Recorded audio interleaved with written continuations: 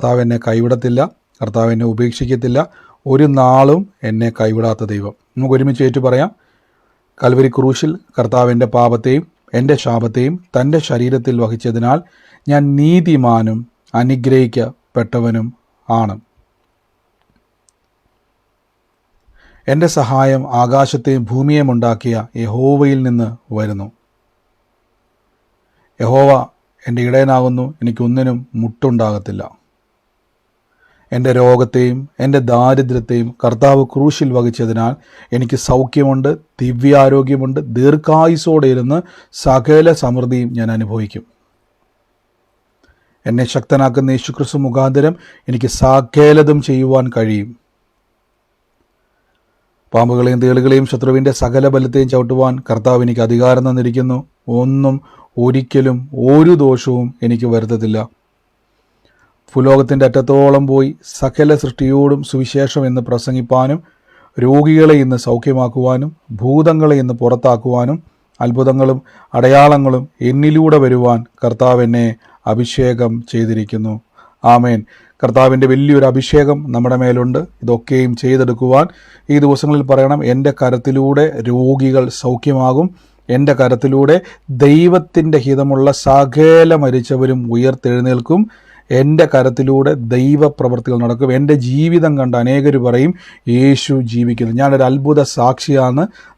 നമ്മളെ തന്നെ എണ്ണണം, നമ്മളോട് തന്നെ പ്രവചിക്കണം, നമ്മളെ നോക്കി തന്നെ വിളിച്ചു പറയണം, ഞാനൊരു സാധാരണക്കാരനല്ല, ഞാൻ യേശു ക്രിസ്തുവിൻ്റെ സാക്ഷിയാണ്, ജീവനുള്ള ദൈവത്തിൻ്റെ സാക്ഷിയാണ് ഞാനെന്ന് നമ്മളെ തന്നെ എണ്ണണം. നമ്മളെ തന്നെ എണ്ണുമ്പോൾ അവിടെ എന്താ സംഭവിക്കുന്നത് വെച്ച് കഴിഞ്ഞാൽ പരിശുദ്ധാത്മാവിൻ്റെ വലിയ പ്രവൃത്തികളെ നമ്മുടെ ജീവിതത്തിൽ ഇന്ന് കാണുവാൻ ദൈവാത്മാവ് നമ്മളെ സഹായിക്കും. നമുക്കൊരുമിച്ച് ഇന്ന് കർത്താവിൻ്റെ തിരുസന്നിധിയിൽ ഇന്ന് പ്രാർത്ഥിക്കാം. ഓരോ ദിവസവും ദൈവത്തിൻ്റെ കൃപ ഇന്ന് അനുഭവിക്കുന്നു. ഓരോ ദിവസവും ദൈവത്തിൻ്റെ ശ്രേഷ്ഠകരമായ ദൈവകൃപ നമ്മളിന്ന് അനുഭവിച്ച് മുന്നോട്ട് പോകുവാൻ പരിശുദ്ധാത്മാവ് നമ്മളെ എല്ലാവരെയും സഹായിക്കുന്നല്ലേ.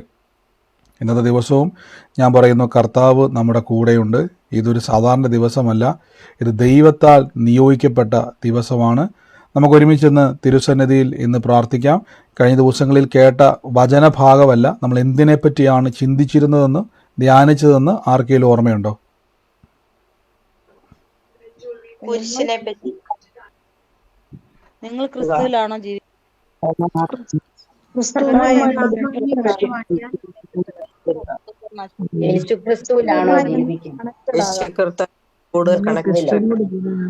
നമ്മൾ യേശുക്രിസ്തുവുമായിട്ട് കൂടുതൽ ബന്ധപ്പെടുക എന്നുള്ളത് ഇന്നലെ കേട്ടതല്ലേ. കർത്താവുമായിട്ട് കൂടുതൽ ബന്ധപ്പെടുക നമ്മൾ കേട്ടു.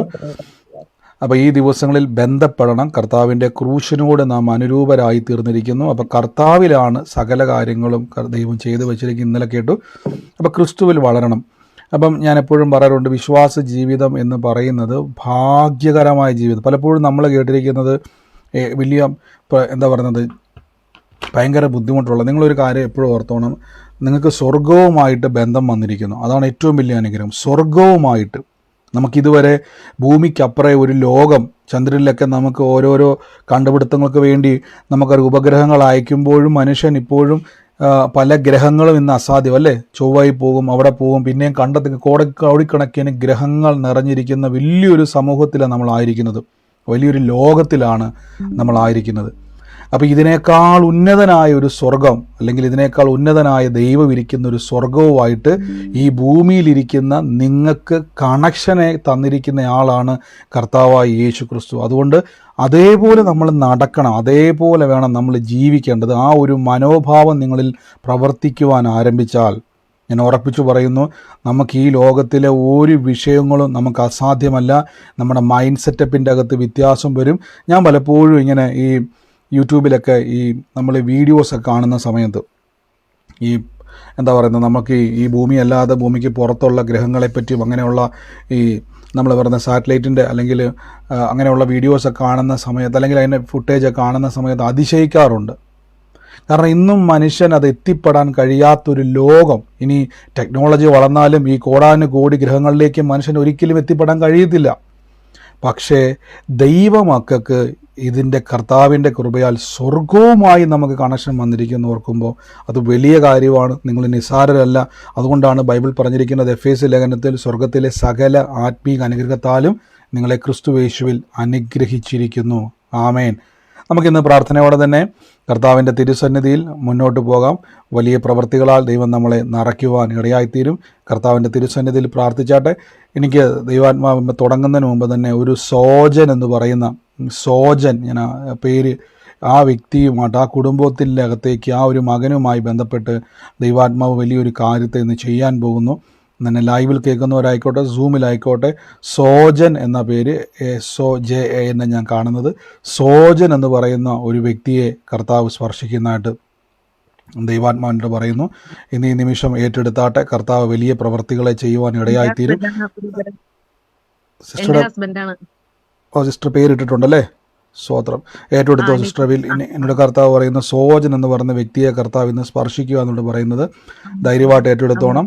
കർത്താവ് ഇന്ന് നിങ്ങളുടെ കുടുംബത്തിൻ്റെ അകത്ത് വലിയൊരു കാര്യത്തെ ചെയ്യാൻ വേണ്ടി പോവാണ്. അതോടൊപ്പം തന്നെ ദൈവാത്മ പറയുന്ന ഒരു വർഗീസ് എന്ന് പറയുന്ന ഒരു വ്യക്തിയെ കണക്ട് ചെയ്ത് കർത്താവ് നിങ്ങളുടെ കുടുംബത്തിൻ്റെ അകത്ത് വലിയൊരു വഴിത്തിരിവിനെ ചെയ്യാൻ വേണ്ടി പോവുക കേട്ടോ. വർഗീസ് എന്ന് പറയുന്ന ഒരാളെ കണക്ട് ചെയ്ത് അത് ഏറ്റെടുത്തോണം. യേശു ഒരു മിനിറ്റ് ഞാൻ ആ സഹോദരിയുടെ പറഞ്ഞത് ഇപ്പം ഞാൻ സംസാരിച്ചുകൊണ്ടിരുന്ന സഹോദരിയോടാണ് പറഞ്ഞത്. യേശുവിൻ്റെ നാമത്തിൽ ആ വ്യക്തിയോട് പറഞ്ഞത് സോജൻ എന്ന് പറയുന്ന വ്യക്തിയെ ബന്ധപ്പെടുത്തി വർഗീസ് എന്ന് പറയുന്ന ഒരാളുമായി ബന്ധപ്പെട്ട് ദൈവം നിങ്ങളുടെ ജീവിതത്തിലേക്ക് ഒരു നന്മ തുറക്കാൻ വേണ്ടി പോവാണ്. ഹല്ലേലൂയ. എല്ലാവരും പ്രാർത്ഥിച്ചു. വലിയ പരിശുദ്ധാത്മാവിൻ്റെ ഒരു ഓവർഫ്ലോ നമ്മുടെ നടുവിലേക്ക് ഇന്ന് നടക്കുന്നുണ്ട്. ഹല്ലേലൂയ. നന്ദി കർത്താവേ. നമ്മുടെ ഈ പ്രാർത്ഥനയിൽ രശ്മി എന്ന് പറയുന്ന ആളുമായിട്ട് ബന്ധമായാലുണ്ട്. രശ്മിയുണ്ട്. രശ്മിക്ക് ഒരു സഹോദരിയുണ്ട്. രശ്മി എന്നാണ് പേര്. രശ്മിയുടെ കൂടെ തന്നെ രശ്മിക്ക് ഒരു സഹോദരിയും കാണിക്കുന്നുണ്ട്. യേശുവിൻ്റെ രശ്മി. നിങ്ങൾക്ക് സഹോദരിയുണ്ടോ? രശ്മിയുടെ സുമി. എനിക്ക് ആ സിസ്റ്റർക്ക് വേണ്ടി ഒന്ന് പ്രാർത്ഥിച്ചു. രശ്മി ആ സിസ്റ്റർക്ക് വേണ്ടി ഒന്ന് പ്രാർത്ഥിച്ചോണം. യേശുവിൻ്റെ നാമത്തിൽ ഈ ദിവസങ്ങളിൽ ആ മകളെ കർത്താവ് തൊടാൻ പോകും. ആ കുടുംബവുമായിട്ട് ബന്ധപ്പെട്ട് ദൈവത്തിൻ്റെ വലിയൊരു പ്രവൃത്തി എന്ന് കർത്താവ് ചെയ്യാൻ പോകും. ഞാനൊരു ആൺ തലമുറയെ കാണുന്നത്. യേശുവിൻ്റെ നാമത്തിൽ ഇന്ന് ഈ കുടുംബവുമായിട്ട് ബന്ധപ്പെട്ട് ദൈവം ആ കുടുംബത്തിൻ്റെ അകത്ത് ഒരു ആൺ തലമുറയെ ഞാൻ കാണും. നിങ്ങളുമായിട്ട് ബന്ധപ്പെട്ട് കാണിക്കുന്നു കേട്ടോ.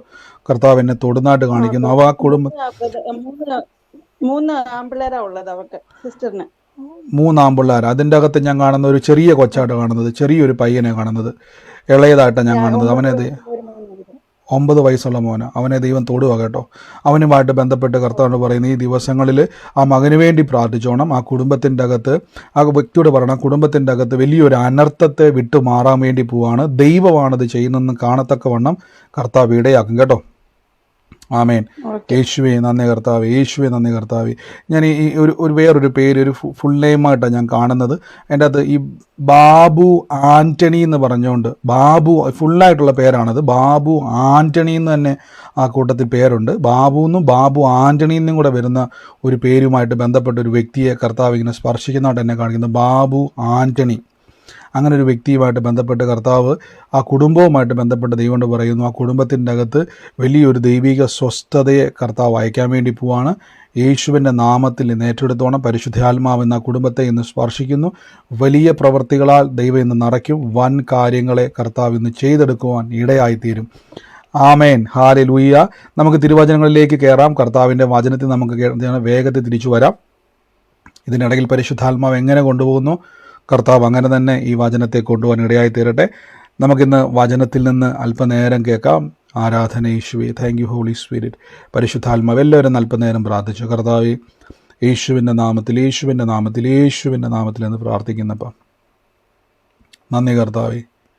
നന്ദി കർത്താവേ. ഞങ്ങളൊന്ന് അനുഗ്രഹിച്ചു പ്രാർത്ഥിക്കുന്നപ്പാ. ദൈവാത്മാവെ അങ്ങ് സഹായിക്കുന്നല്ലപ്പാ. അങ്ങ് സഹായിക്കുന്നല്ലപ്പാ. അങ്ങ് സഹായിക്കുന്നല്ലപ്പാ. യേശുവേ ആരാധന. ഞാൻ ഈ ചിറമേൽ എന്ന് പറഞ്ഞൊരു വീട്ടുപേര് എന്നെ കർത്താവ് കാണിക്കുക. ചിറമേലിന് എഴുതിയേക്കുന്നൊരു വീട്ടുപേര്, ചിറമേൽ എന്നാണ് ആ വീട്ടുപേര് കാണിക്കുന്നതും.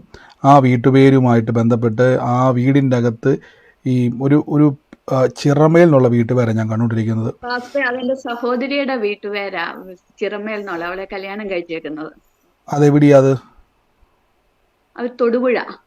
തൊടുപുഴ, ഞാൻ പ്രാർത്ഥിക്കുമെല്ലാം ചിറമേലിനെ കാണിക്കുന്നത്, എന്നെ കാണിക്കുന്ന ചിറമേൽ എന്ന് പറയുന്നൊരു ഭവനത്തെ കർത്താവ് ഇന്ന് ആ കുടുംബത്തിൻ്റെ മേലെ സഹോദരിയോട് പറയണം വിഷമിക്കേണ്ട, കർത്താവ് നിൻ്റെയും നിൻ്റെ കുടുംബത്തെയും തലമുറകളെയും കർത്താവിൻ്റെ കരത്തിൽ സുരക്ഷിതരാന്ന് പറഞ്ഞോണം. ദൈവത്തിൻ്റെ കർത്താവ് നമ്മുടെ സഹായിക്കുവാൻ ഇടയായിത്തീരും. ആമേൻ. നമുക്ക് പ്രാർത്ഥിക്കാം. കർത്താവിൻ്റെ വലിയ പ്രവൃത്തികൾ ഇന്ന് നമ്മുടെ നടുവിൽ നടക്കും. യേശു ക്രിസ്തുവിൽ നമുക്ക് വിശ്വസിച്ച് മുന്നോട്ട് പോകാം. നമുക്കിന്ന് പ്രാർത്ഥിക്കാം. എനിക്കറിയത്തില്ല, വലിയൊരു ദൈവത്തിൻ്റെ പരിശുദ്ധാത്മാവിൻ്റെ വലിയൊരു ഓവർഫ്ലോ നമ്മുടെ നടുവിൽ നിന്ന് വ്യാപരിക്കുന്നുണ്ട്. എല്ലാവരും അല്പനേരം ഒന്ന് പ്രാർത്ഥിച്ച് ആരാധന യേശുവേ, ആരാധന യേശുവേ, ആരാധന യേശുവേ. Thank you Holy Spirit, thank you Holy Spirit, thank you Holy Spirit. യേശുവിൻ്റെ നാമത്തിൽ എന്ന് പ്രാർത്ഥിക്കുന്നപ്പാ. കർത്താവെ, ഞങ്ങളുടെ വലിയ കൃപ ഞങ്ങളുടെ ജീവിതത്തിൽ ചൊരിയുന്നല്ലപ്പാ. നന്ദി കർത്താവെ. ഞാൻ എൻ്റെ ഒരു വാക്ക് എന്നെ കേൾക്കുക, ഈ സൊസൈറ്റിയുമായിട്ട് ബന്ധപ്പെട്ട് അങ്ങനെ ഒരു ഇതാ കേൾക്കുന്ന, ആ സൊസൈറ്റിയുമായിട്ട് ബന്ധപ്പെട്ട് ചില ഫിനാൻഷ്യൽ മേഖലകളിൽ കുരുങ്ങിക്കിടക്കുന്ന വ്യക്തിയെ, ഒന്നിലധികം വ്യക്തികളെ ഞാൻ കാണുന്നു. സൊസൈറ്റിയുമായിട്ട്, അങ്ങനെ ഒരു വാക്കാണ് പറയുന്നത്, സൊസൈറ്റിയുമായിട്ട് ബന്ധപ്പെട്ട് ഫിനാൻഷ്യലി സ്ട്രഗിൾ ചെയ്ത് അതിൻ്റെ അകത്ത് കുരുക്ക് പോലെ കിടക്കുവാണ്. അഴിയാൻ പറ്റാത്ത ചില കുരുക്കിൻ്റെ അകത്ത് കിടക്കുന്ന ചില വ്യക്തികളെ കർത്താവ് ഇന്ന് സ്വാതന്ത്ര്യത്തിലേക്ക് കൊണ്ടുവരാൻ വേണ്ടി പോവാണ്. യേശുവിൻ്റെ നാമത്തിൽ ഇന്ന് പ്രാർത്ഥിക്കുന്ന പിതാവേ, അങ്ങയുടെ വലിയ കൃപ ഇന്ന് ചൊരിയുന്നല്ലോ. ആരാധന യേശുവേ, ആരാധന യേശുവേ. ഞങ്ങളിന്ന് അനുഗ്രഹിച്ചു പ്രാർത്ഥിക്കുന്ന പിതാവേ, അങ്ങയുടെ വലിയ കൃപ ഇന്ന് ചൊരിയുന്നല്ലോ. Thank you Holy Spirit, thank you Holy Spirit. ഞാനൊരു വ്യക്തിയുടെ ഇടത് കാലിൻ്റെ മുട്ടിൻ്റെ താഴെയായിട്ട് ഈ കറുത്ത കളറിൽ ഇങ്ങനെ ഒരു പാടല്ല, വർഷങ്ങളായിട്ട് എന്തോ ഒരു അസുഖം നിമിത്തം ഉണ്ടായ ആ ഒരു മുട്ടിൻ്റെ താഴെയായിട്ട് പാദത്തിൻ്റെ മുകളിലായിട്ട് വട്ടത്തിൽ ഇങ്ങനെ കറുത്ത കളറിൽ കിടക്കുന്ന ഒരു ഇതുപോലെ ഞാൻ കാണുവാണ്. ഇപ്പോൾ കർത്താവിനോട് പറയുന്നു, ആ കാലുകളെ കർത്താവ് സൗഖ്യമാക്കുന്നു. യേശുവിൻ്റെ നാമത്തിൽ അത്ഭുതകരമായ സാക്ഷ്യത്തിലേക്ക് പരിശുദ്ധാത്മാവ് നിങ്ങൾ കൊണ്ടുപോകുന്ന കൈ അവിടെ എത്തി വെച്ച് ആ പാടുൾപ്പെടെ മാഞ്ഞു പോകാൻ വേണ്ടി പോവാം. യേശുവിൻ്റെ നാമത്തിൽ പ്രാർത്ഥിക്കുന്നപ്പാ. കർത്താവ് അങ്ങ് തൊട്ടതിന് നന്ദി, അങ്ങ് അത്ഭുതം ചെയ്തതിന് നന്ദി. അനുഗ്രഹിച്ചു പ്രാർത്ഥിക്കുന്നു യേശുവിൻ്റെ അധികാരമുള്ള നാമത്തിൽ തന്നെ. ആമേൻ. ഞാനിത് പറഞ്ഞുകൊണ്ടിരിക്കുമ്പോൾ എന്നോട് കർത്താവ് മറ്റൊരു കാര്യം പറഞ്ഞു. ഈ വർക്കല എന്ന് പറയുന്ന സ്ഥലവുമായിട്ട് ബന്ധപ്പെട്ട് ഒരു സിന്ധു എന്ന് പറയുന്ന ഒരു വ്യക്തിയെ കർത്താവ് സ്പർശിക്കുക. വർക്കല എന്ന് പറയുന്ന ഒരു സ്ഥലമാണ്. അതുമായിട്ട് ബന്ധപ്പെട്ടൊരു സിന്ധു എന്ന് പറയുന്ന വ്യക്തി ഇതെന്നെ കേൾക്കുന്നു. ഞാൻ കാണുന്നത് സിന്ധുവിൻ്റെ ഭായിൻ്റെ അകത്ത് ഞാൻ കാണുന്ന ഒരു കാഴ്ച, ഒരു നീണ്ടിരിക്കുന്ന കുറച്ച് പേപ്പറുകൾ ഇങ്ങനെ, അതായത് നമുക്കറിയാം നീണ്ടിരിക്കുന്ന, അതായത് മടക്കി വെച്ചിട്ടുള്ള നീണ്ടിരിക്കുന്ന ഒരു പ്ലാസ്റ്റിക് ട്രാൻസ്പെറൻ്റ് ആയിട്ടുള്ള വ്യക്തമായി കാണാൻ പറ്റുന്ന ഒരു കൂടിൻ്റെ അകത്ത് ബായിൻ്റെ അകത്ത് വെച്ചിട്ട് നടക്കുന്ന ഒരു സിന്ധുവിനെ കർത്താവ് സ്പർശിക്കുന്നതായിട്ട് ഞാൻ കാണുന്നു. എന്നോട് തമ്പുരാൻ പറയുന്നു, അതിൻ്റെ അകത്ത് വെച്ചിരിക്കുന്ന പേപ്പറിൻ്റെ അകത്ത് ഞാൻ കാണുന്ന ഒരു കാഴ്ച കർത്താവ് വ്യക്തമായിട്ട് കാണിക്കുന്നു. ആ പേപ്പർ നീണ്ടിരിക്കുന്ന ആ പേപ്പർ, അതായത് ചുരുട്ടി വെച്ചേക്കുമല്ല, മടക്കിയിട്ട് അത് നീണ്ടായിരിക്കുന്നത്, ചതുരത്തി മടക്കി വെച്ചേക്കുമല്ല, ഒറ്റ മടക്കിൽ നീണ്ടിരിക്കുക. നമ്മളൊരു വലിയ നീളമുള്ള പേപ്പർ ഒറ്റ മടക്കി എങ്ങനെ ഇരിക്കും, അങ്ങനെ നീണ്ടിരിക്കുന്ന ഒരു പേപ്പർ അതിൻ്റെ അകത്ത് ഇരിപ്പുണ്ട്. അതുമായി ബന്ധപ്പെട്ട് കർത്താവ് പറയുന്നു, ഇന്ന് ബ്ലോക്കായി നിൽക്കുന്ന വഴികളെ സ്വർഗത്തിലെ ദൈവം സാക്ഷ്യമാക്കി മാറ്റാൻ പോകുന്നു. അനുഗ്രഹിച്ചു പ്രാർത്ഥിക്കുന്നു യേശുവിൻ്റെ അധികാരമുള്ള നാമത്തിൽ തന്നെ. ആമേൻ. ഹാലേലൂയ. ഒരുമിച്ച് എൻ്റെ കൂടെ പറഞ്ഞാട്ട്, അത് ഇന്ന് ലൈവിൽ കാണുന്നതായിക്കോട്ടെ, യൂട്യൂബിലായിക്കോട്ടെ, ഫേസ്ബുക്കിലായിക്കോട്ടെ, ഇന്ന് സൂമിലായിക്കോട്ടെ, അത് ഏറ്റെടുത്തു. കർത്താവ് നിങ്ങൾക്ക് വേണ്ടി വാതിൽ തുറക്കാൻ വേണ്ടി പോവാണ്. എനിക്കറിയാം ഇത് നമ്മൾ ഈ സൂമിൽ മാത്രമല്ല കൂടി വന്നിരിക്കുന്നത്, കംപ്ലീറ്റ് ഇത് ലൈവിൽ പോകുന്നുണ്ട്. ഇതിനകത്തെല്ലാം കൂടി വരുന്നവരെല്ലാം ഞാൻ ഓർത്ത് നന്ദി പറയുന്നു. ഇന്ന് നിങ്ങൾക്ക് ലൈവിൽ കാണുന്നവർക്ക് ഞാൻ നിങ്ങൾക്ക് ലിങ്ക് ഇട്ടിട്ടുണ്ട്. നിങ്ങൾക്ക് കമൻറ്റ് ബോക്സിൽ ലിങ്ക് ഉണ്ട് സൂമിൻ്റെ, നിങ്ങൾക്ക് അതിലൂടെ സൂമിലേക്ക് പ്രവേശിക്കാവുന്നതാണ്. വേഗത്തിൽ നമുക്ക് വചനങ്ങളെ കേട്ടതിന് ശേഷം നമുക്ക് ഒരുമിച്ച് പ്രാർത്ഥിക്കാം. വലിയ പ്രതീക്ഷയോടെ വേണം ഇരിക്കാൻ. കർത്താവിൻ്റെ സന്നിധിയിൽ വന്നിട്ട് നമ്മൾ പലപ്പോഴും വലിയ വലിയ ആൾക്കാരുടെ അടുക്കിലേക്ക് ചെല്ലുമ്പോൾ നമ്മൾ ചെറിയ കാര്യങ്ങൾ ചോദിക്കാറില്ലല്ലോ. നമ്മളവിടെ പോയിട്ട് ഒരിക്കലും ചെറിയ കാര്യങ്ങളെപ്പറ്റി സംസാരിക്കാറില്ല, വലിയ വലിയ കാര്യങ്ങളെപ്പറ്റിയുള്ളൂ നമ്മൾ ചിന്തിക്കത്തുള്ളൂ. അങ്ങനെയെങ്കിൽ കർത്താവിൻ്റെ സന്നിധിയിൽ വരുന്ന വ്യക്തികൾക്ക് വലിയ ചിന്തകൾ ഉണ്ടായിരിക്കണം, ഉയരത്തിലുള്ളത് ചിന്തിക്കണം. മർക്കോസ് ശ്ലീഹായുടെ സുവിശേഷം 10-ാം അധ്യായത്തിൻ്റെ 13 മുതലുള്ള വാക്യങ്ങൾ ഞാനിവിടെ വായിക്കാം. നമുക്ക് പരിചിതമായ വാക്യമാണ്. കർത്താവിനെ തൊടേണ്ടതിന് ചിലർ ശിശുക്കളെ അവൻ്റെ അടുക്കിലേക്ക് കൊണ്ടുവന്നു. ശിഷ്യന്മാരോ അവരെ ശാസിച്ചു. വളരെ ഫേമസ് ആയിട്ടുള്ള ഒരു വചനഭാഗമാണ്. നിങ്ങൾക്ക് ഒത്തിരി സ്ഥലങ്ങളിൽ, പ്രത്യേകിച്ച് നമ്മൾ വേദപാഠങ്ങളിലൊക്കെയും പിള്ളേരുടെ ക്ലാസ്സുകളിലൊക്കെയും എന്തിന് ഞാൻ പറഞ്ഞതുപോലെ പലയിടങ്ങളിൽ നമുക്ക് കാണാൻ പറ്റുന്ന ഒരു വാക്യമാണ്. ശിശുക്കളെ യേശുവിൻ്റെ അടുക്കിലേക്ക് കൊണ്ടുവന്ന സമയത്ത് കർത്താവ് അവരെ തടഞ്ഞില്ല. അവരെ തടഞ്ഞ ശിഷ്യന്മാരെ കർത്താവ് എന്ത് ചെയ്തു? ശാസിച്ചു. എൻ്റെ അടുക്കിലേക്ക് വരുന്ന പിള്ളേരെ, കുഞ്ഞുങ്ങളെ തടയരുത് എന്ന് കർത്താവ് പറയുന്ന ചില വചനഭാഗങ്ങൾ വളരെ ഫേമസ് ആണ്. നിങ്ങൾക്ക് കുഞ്ഞുനാൾ മുതലേ നിങ്ങൾ ഏത് മതത്തിലുള്ള ആളായിക്കോട്ടെ കേട്ടിട്ടുണ്ടായിരിക്കും അല്ലേ? യേശുവിന് കുഞ്ഞുങ്ങളെ വളരെ ഇഷ്ടമാണ്. അപ്പോൾ നമ്മുടെ ചിന്തയിൽ കർത്താവ് എന്തിനാണ് ഈ ശിശുക്കളെ ഇത്ര ഒരു പ്രാധാന്യം കൊടുക്കുന്നത് എന്ന് നിങ്ങൾ എപ്പോഴെങ്കിലും ചിന്തിച്ചിട്ടുണ്ടോ? ചില പ്രത്യേകതകൾ നമുക്ക് ഈ ശിശുക്കളിൽ നിന്ന് നമുക്ക് മനസ്സിലാക്കാം.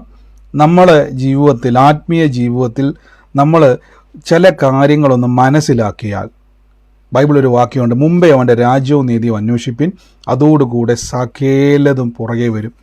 ഞാൻ പലപ്പോഴും ഈ പ്രാർത്ഥന, ഈ ജീവിതത്തിൻ്റെ അകത്ത് ഏറ്റവും കൂടുതൽ നമ്മൾ ഈ അനുഗ്രഹത്തെപ്പറ്റി പ്രസംഗിക്കാറുണ്ട് അല്ലേ? അനുഗ്രഹത്തെപ്പറ്റി പ്രസംഗിക്കാറുണ്ട്.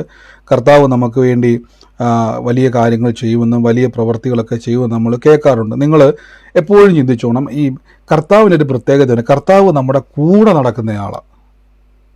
ശ്രദ്ധിച്ചു നോക്കിയാൽ മതി. കർത്താവ് നമ്മുടെ കൂടെ നടക്കുന്നയാളാണ്. മറന്നുപോലെ നമ്മുടെ സകല ആവശ്യങ്ങളും നമ്മൾ അതിൽ സ്ട്രഗിൾ ചെയ്യുമ്പോൾ, നമ്മൾ വേദനിക്കുമ്പോൾ, നമ്മൾ സന്തോഷിക്കുമ്പോൾ, നമ്മൾ സങ്കടപ്പെടുമ്പോഴൊക്കെയും യേശു നമ്മുടെ കൂടെ നടക്കുന്നുണ്ട്.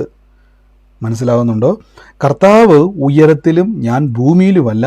ബൈബിൾ പറയുന്നു, ഇമ്മാനുവൽ, ദൈവം നമ്മോട് കൂടെ. മഹത്വത്തിൻ്റെ പ്രത്യാശയായ ക്രിസ്തു നിങ്ങളിലിരിക്കുന്നു. ഇവിടെ കർത്താവിൻ്റെ അടുക്കിലേക്ക് വന്ന കുഞ്ഞുങ്ങളെ കർത്താവ് തടഞ്ഞില്ല. പകരം അവരെ തടഞ്ഞ ശിഷ്യന്മാരെ കർത്താവ് ശാസിച്ചു.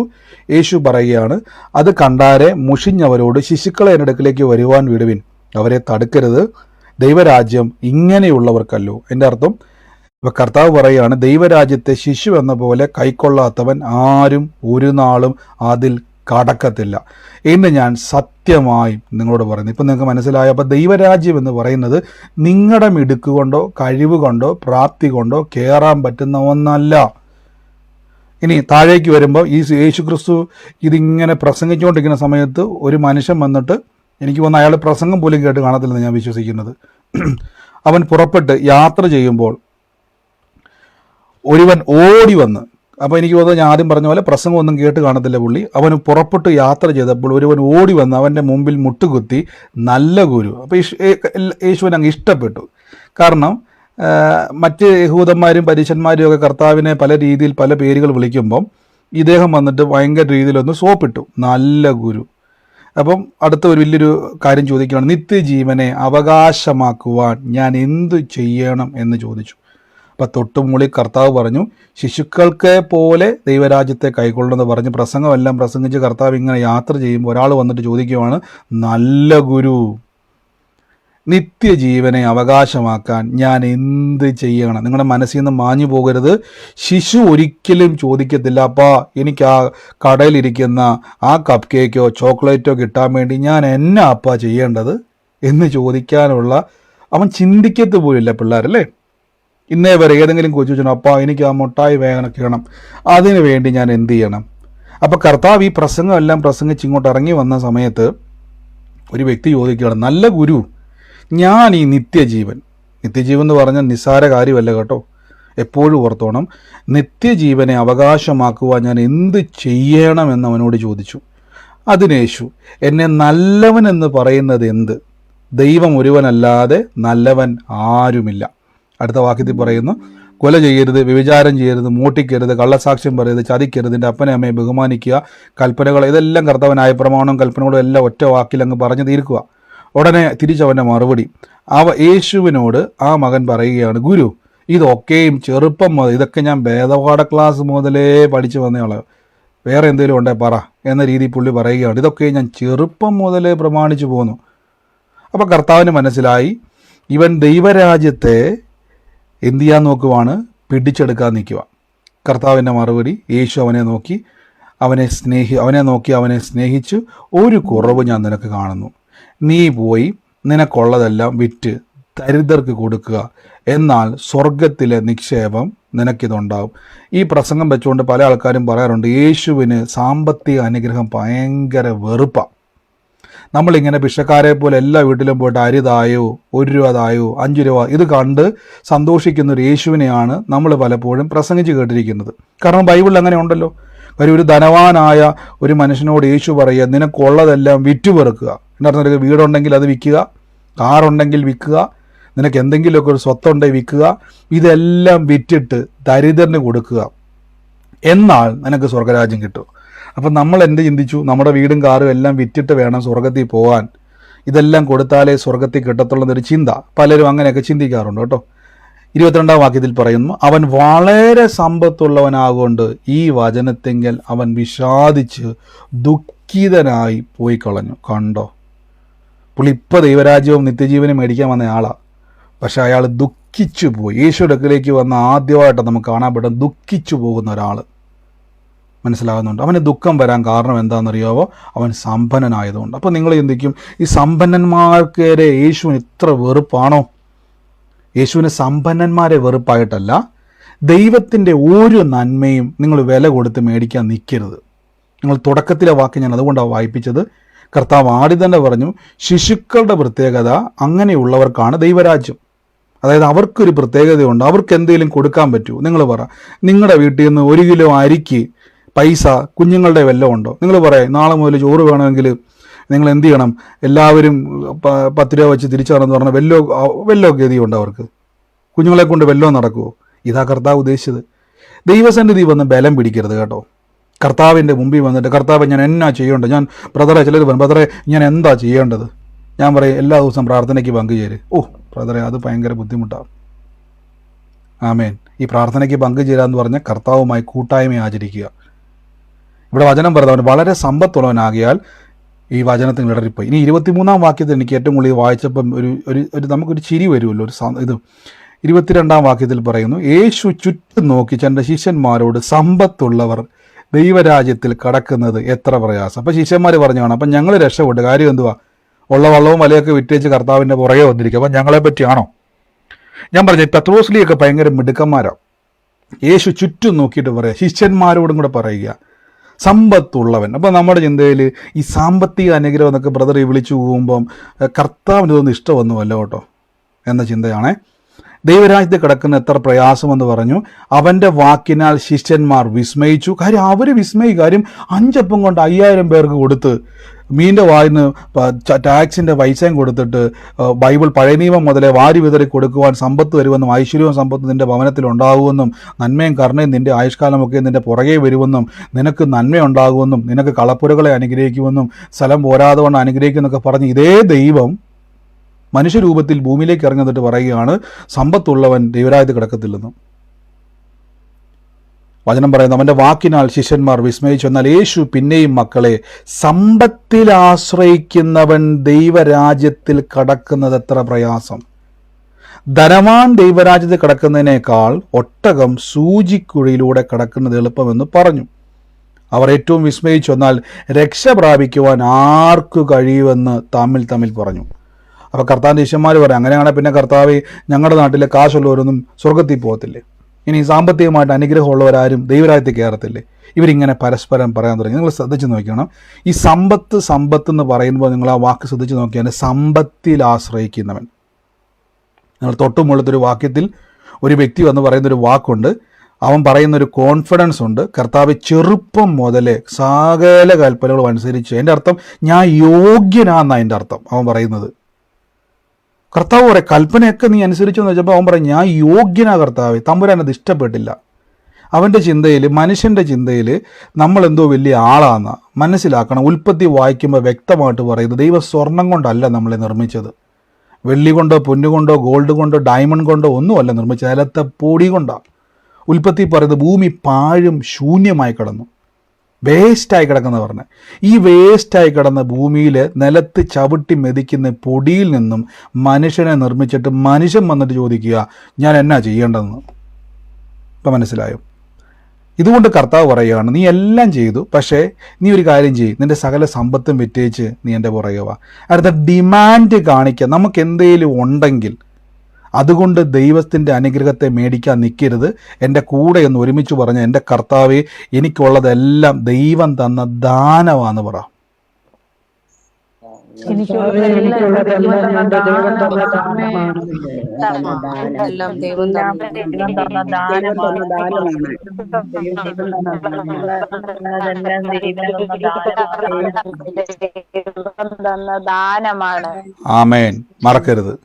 അപ്പൊ ഈ മനുഷ്യൻ അവൻ എന്തുകൊണ്ടാണ് അവന്റെ സകല സ്വത്തുക്കൾ യേശു ഒരിക്കലും അവൻ ഞാൻ ആലോചിക്കുക, അവൻ സ്വത്തും എല്ലാം വിറ്റേച്ച് നാളെ അവൻ വീടുമില്ല, അവന് ഒന്നുമില്ല, ഒരു ഗതിയില്ലാതെ നടക്കുന്നതാണോ യേശുവിന് ഇഷ്ടം? അതല്ല അവിടെ കർത്താവ് ഉദ്ദേശിച്ചിരിക്കുന്നത്. ഇവിടെ ഉത്തരം പറയുന്നുണ്ട്, സമ്പത്തിൽ ആശ്രയിക്കുന്നവൻ ദൈവരാജ്യത്തിൽ കടക്കുന്നത് എത്ര പ്രയാസം. മനസ്സിലാകുന്നുണ്ടോ? സമ്പത്തിൽ ആശ്രയിക്കുക എന്നുള്ളത് സാമ്പത്തിക അനുഗ്രഹത്തെപ്പറ്റി മാത്രമല്ല. തുടക്കത്തിൽ തന്നെ നിങ്ങൾ വായിക്കുമ്പോൾ ആ വചനം ശ്രദ്ധിച്ച് നോക്കിയാൽ മതി. അവൻ പറയുന്നൊരു വാക്കുണ്ട്. കർത്താവോട് ചോദിച്ചു, നീ എന്ത് ചെയ്യണം?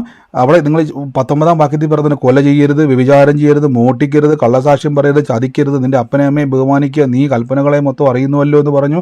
ഉടനെ പുള്ളി പറയുകയാണ്, അവനോ ഗുരു, ഇതൊക്കെയും ഞാൻ ചെറുപ്പം മുതലേ, വളരെ സിമ്പിളായിട്ട് പറയും, ഇതൊക്കെയും ഞാൻ ചെറുപ്പം മുതലേ എന്ത് ചെയ്യുന്ന പ്രമാണിച്ചു വരുന്നൊരു നല്ല മനുഷ്യനാണ്. എൻ്റെ അർത്ഥം ഞാൻ യോഗ്യനാണ് നിത്യജീവന്. ആർക്കാ യോഗ്യതയുള്ളത്? അങ്ങനെ നിങ്ങൾക്കെല്ലാം യോഗ്യത ഉണ്ടായിരുന്നെങ്കിൽ യേശു ഭൂമി വരേണ്ട കാര്യമില്ല. യോഗ്യതയുള്ളവരെ കർത്താവ് കൊണ്ടുപോയാൽ പോരായിരുന്നു. ബൈബിൾ പറയുന്നു, ന്യായപ്രമാണത്തിന് കഴിയാത്തതിനെ സാധിപ്പാൻ ദൈവം തൻ്റെ പുത്രനെ പാപജഡത്തിൻ്റെ സദൃശ്യത്തിലും പാപനിമിത്തവും ഭൂമിയിലേക്ക് അയച്ചു, കഴിയാത്തതിനെ സാധിപ്പിക്കുവാൻ. മനസ്സിലായിക്കോണം. കർത്താവ് വന്നത് തന്നെ എൻ്റെ കഴിവുകേടാ. എൻ്റെ കൂടെ എന്ന് പറഞ്ഞു, യേശു വരാൻ കാരണം എൻ്റെ കഴിവുകേടാണെന്ന് പറഞ്ഞു. യേശു വരാൻ കാരണം എൻ്റെ കഴിവുകേടാന്ന് പറ.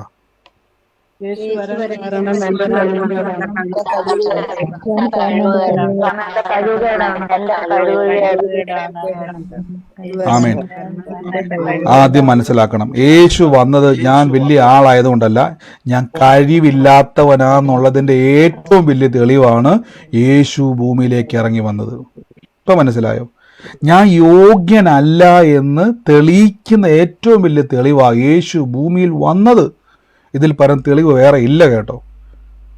അല്ലെങ്കിൽ ഈ മനുഷ്യനോട് കർത്താവ് പറഞ്ഞില്ല, എടാ മിടുക്ക, നീ കൊള്ളാലോ, നീ നാളെ മുതൽ ആ പത്രോസിലേക്ക് ഇരിക്കുന്ന കസലേക്ക് കയറി അങ്ങ് ഇരിക്കുക എന്ന് കർത്താവ് പറഞ്ഞേനെ. പക്ഷെ കർത്താവ് എന്നാ പറഞ്ഞത്? അവൻ ആദ്യമായിട്ട് യേശുവിലേക്ക് വന്ന ഒരു മനുഷ്യൻ ദുഃഖിച്ചു പോകുന്നത്. മനസ്സിലാകുന്നുണ്ടോ?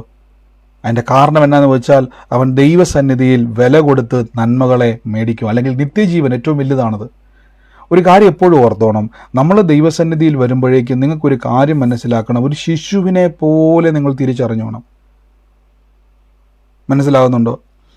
ഒരു ശിശുവിനെ പോലെ. നിങ്ങൾക്കിപ്പം 10-40 വയസ്സുള്ള ഒരാളെ കൊണ്ടുവന്ന് ഏതെങ്കിലും ഒരു കോട്ടയത്തോ അല്ലെങ്കിൽ തിരുവനന്തപുരത്തോ ഏതെങ്കിലും ലോകത്തിൽ ഏതെങ്കിലും ഒരു ബസ് സ്റ്റോപ്പിൽ കൊണ്ട് ഇറക്കി വിട്ടാൽ എനിക്കൊരു പേടിയുമില്ല.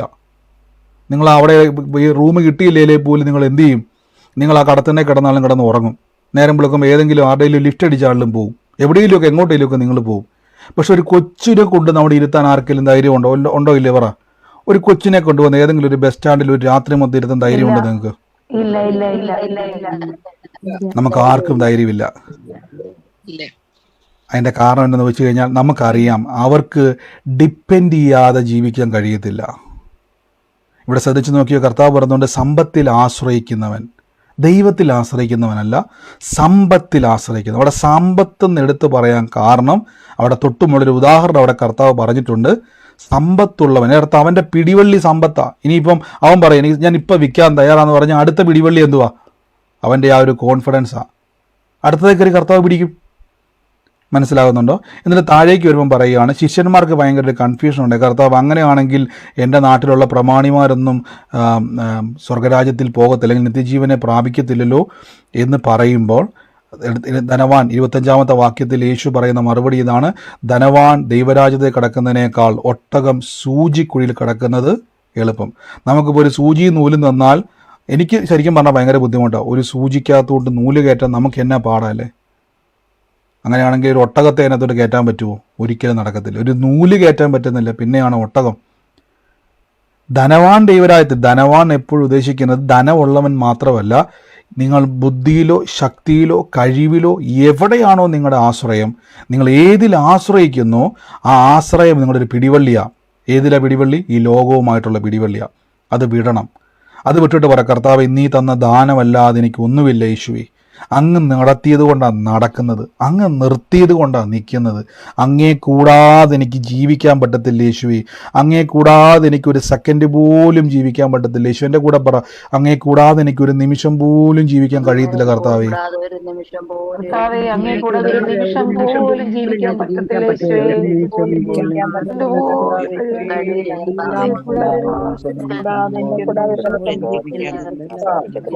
ആമേൻ, ആമേൻ. ഇത് വെറുതെ വാഗൊണ്ട് പറയുമല്ല, നിങ്ങളുടെ മനസ്സിൽ നിങ്ങൾ കാണണം. ഒരു കുഞ്ഞിനെ കൊണ്ടുവന്ന് ബസ് സ്റ്റാൻഡിൽ ഒരു രാത്രി ഇരുത്തുവാൻ നിങ്ങൾക്ക് കഴിയത്തില്ലെങ്കിൽ ഒരു സെക്കൻഡ് പോലും യേശുവിനെ കൂടാതെ നിങ്ങൾക്ക് ജീവിക്കാൻ കഴിയത്തില്ല.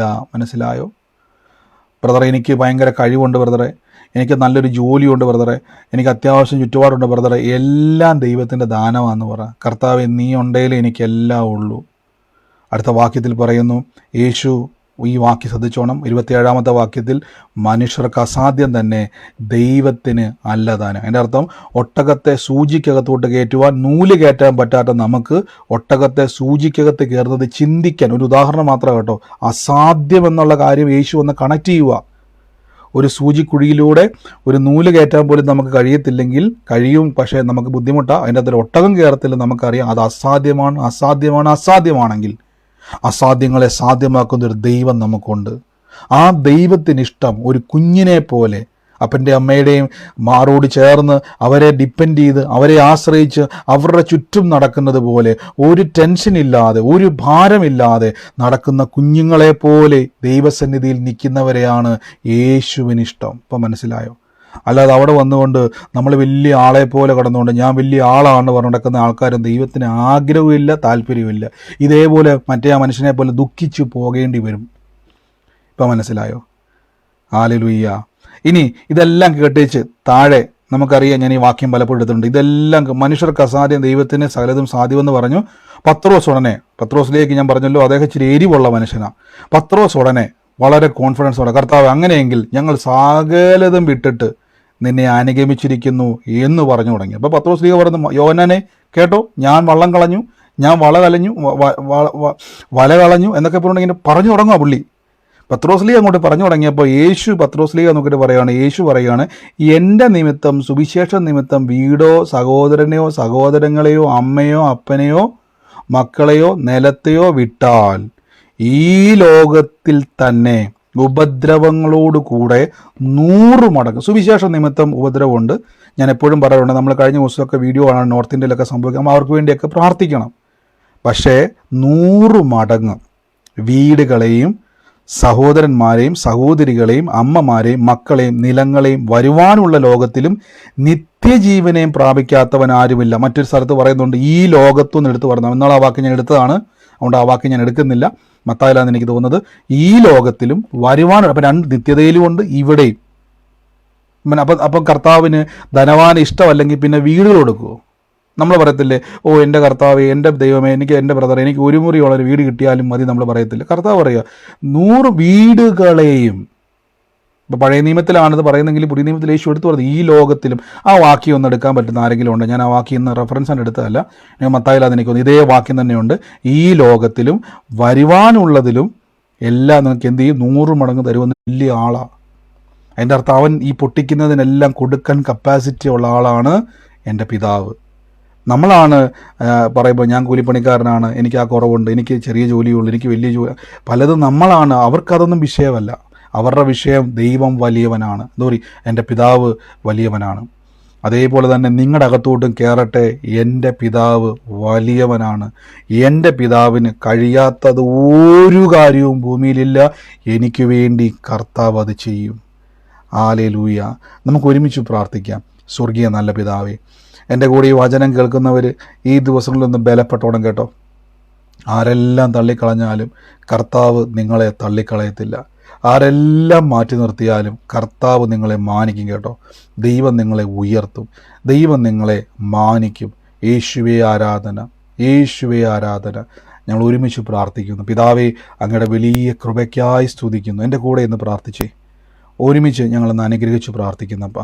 വലിയ കാര്യങ്ങളെ ചെയ്യൂല. രോഗികളായി ഭാരപ്പെടുന്നവർ ആ രോഗമുള്ള ഭാഗത്തോട്ടൊന്ന് കൈവച്ച് എന്നിട്ട് പറഞ്ഞ് എൻ്റെ പിതാവേ അങ്ങേക്ക് ഇത് എന്ത് നിസ്സാരമാണ് അങ്ങനെയൊന്ന് പറഞ്ഞു. എല്ലാ വിഷയങ്ങളും അങ്ങനെ പ്രാർത്ഥിക്കണം. എൻ്റെ കർത്താവേ ഇതെന്താ വലിയ വിഷയമാണ്? ഒരു വിഷയമല്ല. ദൈവത്തിനത് വലിയ വിഷയമൊന്നുമല്ല. ദൈവത്തിനത് വലിയ വിഷയമല്ല. മനസ്സിലാകുന്നുണ്ട്? ഒരു കുഞ്ഞിനെ പോലെ ഒന്ന് ബിഹേവ് ചെയ്തേ. എൻ്റെ അപ്പനിത് കഴിയും, അങ്ങനെ തന്നെ ഒന്ന് പറഞ്ഞു. എൻ്റെ പിതാവിനിത് കഴിയും, എൻ്റെ കർത്താവിനിത് കഴിയും, എൻ്റെ പിതാവിനിത് കഴിയും. അങ്ങനെ തന്നെ കുറച്ച് നേരം പറഞ്ഞുകൊണ്ടിരുന്നു. എൻ്റെ പിതാവിനിത് കഴിയും, എൻ്റെ പിതാവിനിത് കഴിയും. യേശുവേ thank you Holy Spirit, thank you Holy Spirit. ഞാനിത് പ്രാർത്ഥിക്കുമ്പോൾ എന്നോട് കർത്താവ് പറഞ്ഞു, റേച്ചലിനോട് പറയാൻ, ദൈവം എന്നോട് പറയാം, റേച്ചലെ നിൻ്റെ കുടുംബത്തിൽ നിൻ്റെ നിന്നയെ കർത്താവ് സാക്ഷ്യമാക്കാൻ പോവാം. റേച്ചലിനോട് പരിശുദ്ധാത്മാവ് പറയാൻ പറയുന്നു. എനിക്കറിയത്തില്ല ഇത് ആരാന്ന്. റേച്ചല് എന്നെ കേൾക്കുന്നുവെങ്കിൽ നിന്നോട് അറിയുന്നു, യേശുവിൻ്റെ നാമത്തിൽ നിൻ്റെ നിന്നയെ കർത്താവ് മാറ്റുക. റേച്ചലിൻ്റെ നിന്നയെ കർത്താവ് മാറ്റുക. യേശുവിൻ്റെ നാമത്തിൽ പ്രാർത്ഥിക്കുന്നു. പിതാവേ ഞങ്ങളെന്ന് അനുഗ്രഹിച്ച് പ്രാർത്ഥിക്കുന്നപ്പാ, എല്ലാ നിന്ദകളും മാറട്ടെ. ഈ ദിവസങ്ങളിൽ പരിഹാസത്തിൻ്റെയും നിന്നയിലൂടെയും കടന്നു പോകുന്നതോടെ ഞാൻ പറയുന്നു, നിങ്ങൾ ഇന്ന് തിരിച്ചു എന്ന് പറയണം, എനിക്കൊരു പിതാവുണ്ട്. ഇന്നെന്നെ കളിയാക്കുന്നവർ, ഇന്നെന്നെ പരിഹസിക്കുന്നവർ, അവരുടെ വാഗൊണ്ട്, പഴയ നിയമത്തിൽ ലാബാൻ പറഞ്ഞൊരു വാക്കുണ്ട്, നീ നിമിത്തം യഹോവ എന്നെ അനുഗ്രഹിച്ചു. അങ്ങനെ കേൾക്കാൻ പോവുക. തയ്യാറാണോ? നിങ്ങൾ ഇന്ന് പരിഹസിക്കുന്നവർ നിങ്ങളെപ്പറ്റി പറയാൻ പോവാണ്, യോ നീ പോകരുത് കേട്ടോ, നീ എന്നോട് മിണ്ടാതിരിക്കരുത് കേട്ടോ, നീ എൻ്റെ വീട്ടിൽ വരാതിരിക്കരുത് കേട്ടോ, നീ എന്നോട് സംസാരിക്കാതിരിക്കരുത് കേട്ടോ, നീ നിമിത്തം. അങ്ങനെ കേൾക്കാൻ തയ്യാറാകണം. ബൈബിൾ വ്യക്തമായിട്ട് പറയുന്നു. ലാബാൻ ഇങ്ങനെ പറഞ്ഞു, യാക്കോബിനോട് പറഞ്ഞു, നീ പോകരുത്, നീ പോകരുത്, നീ നിമിത്തം യഹോവ എന്നെ അനുഗ്രഹിച്ചു.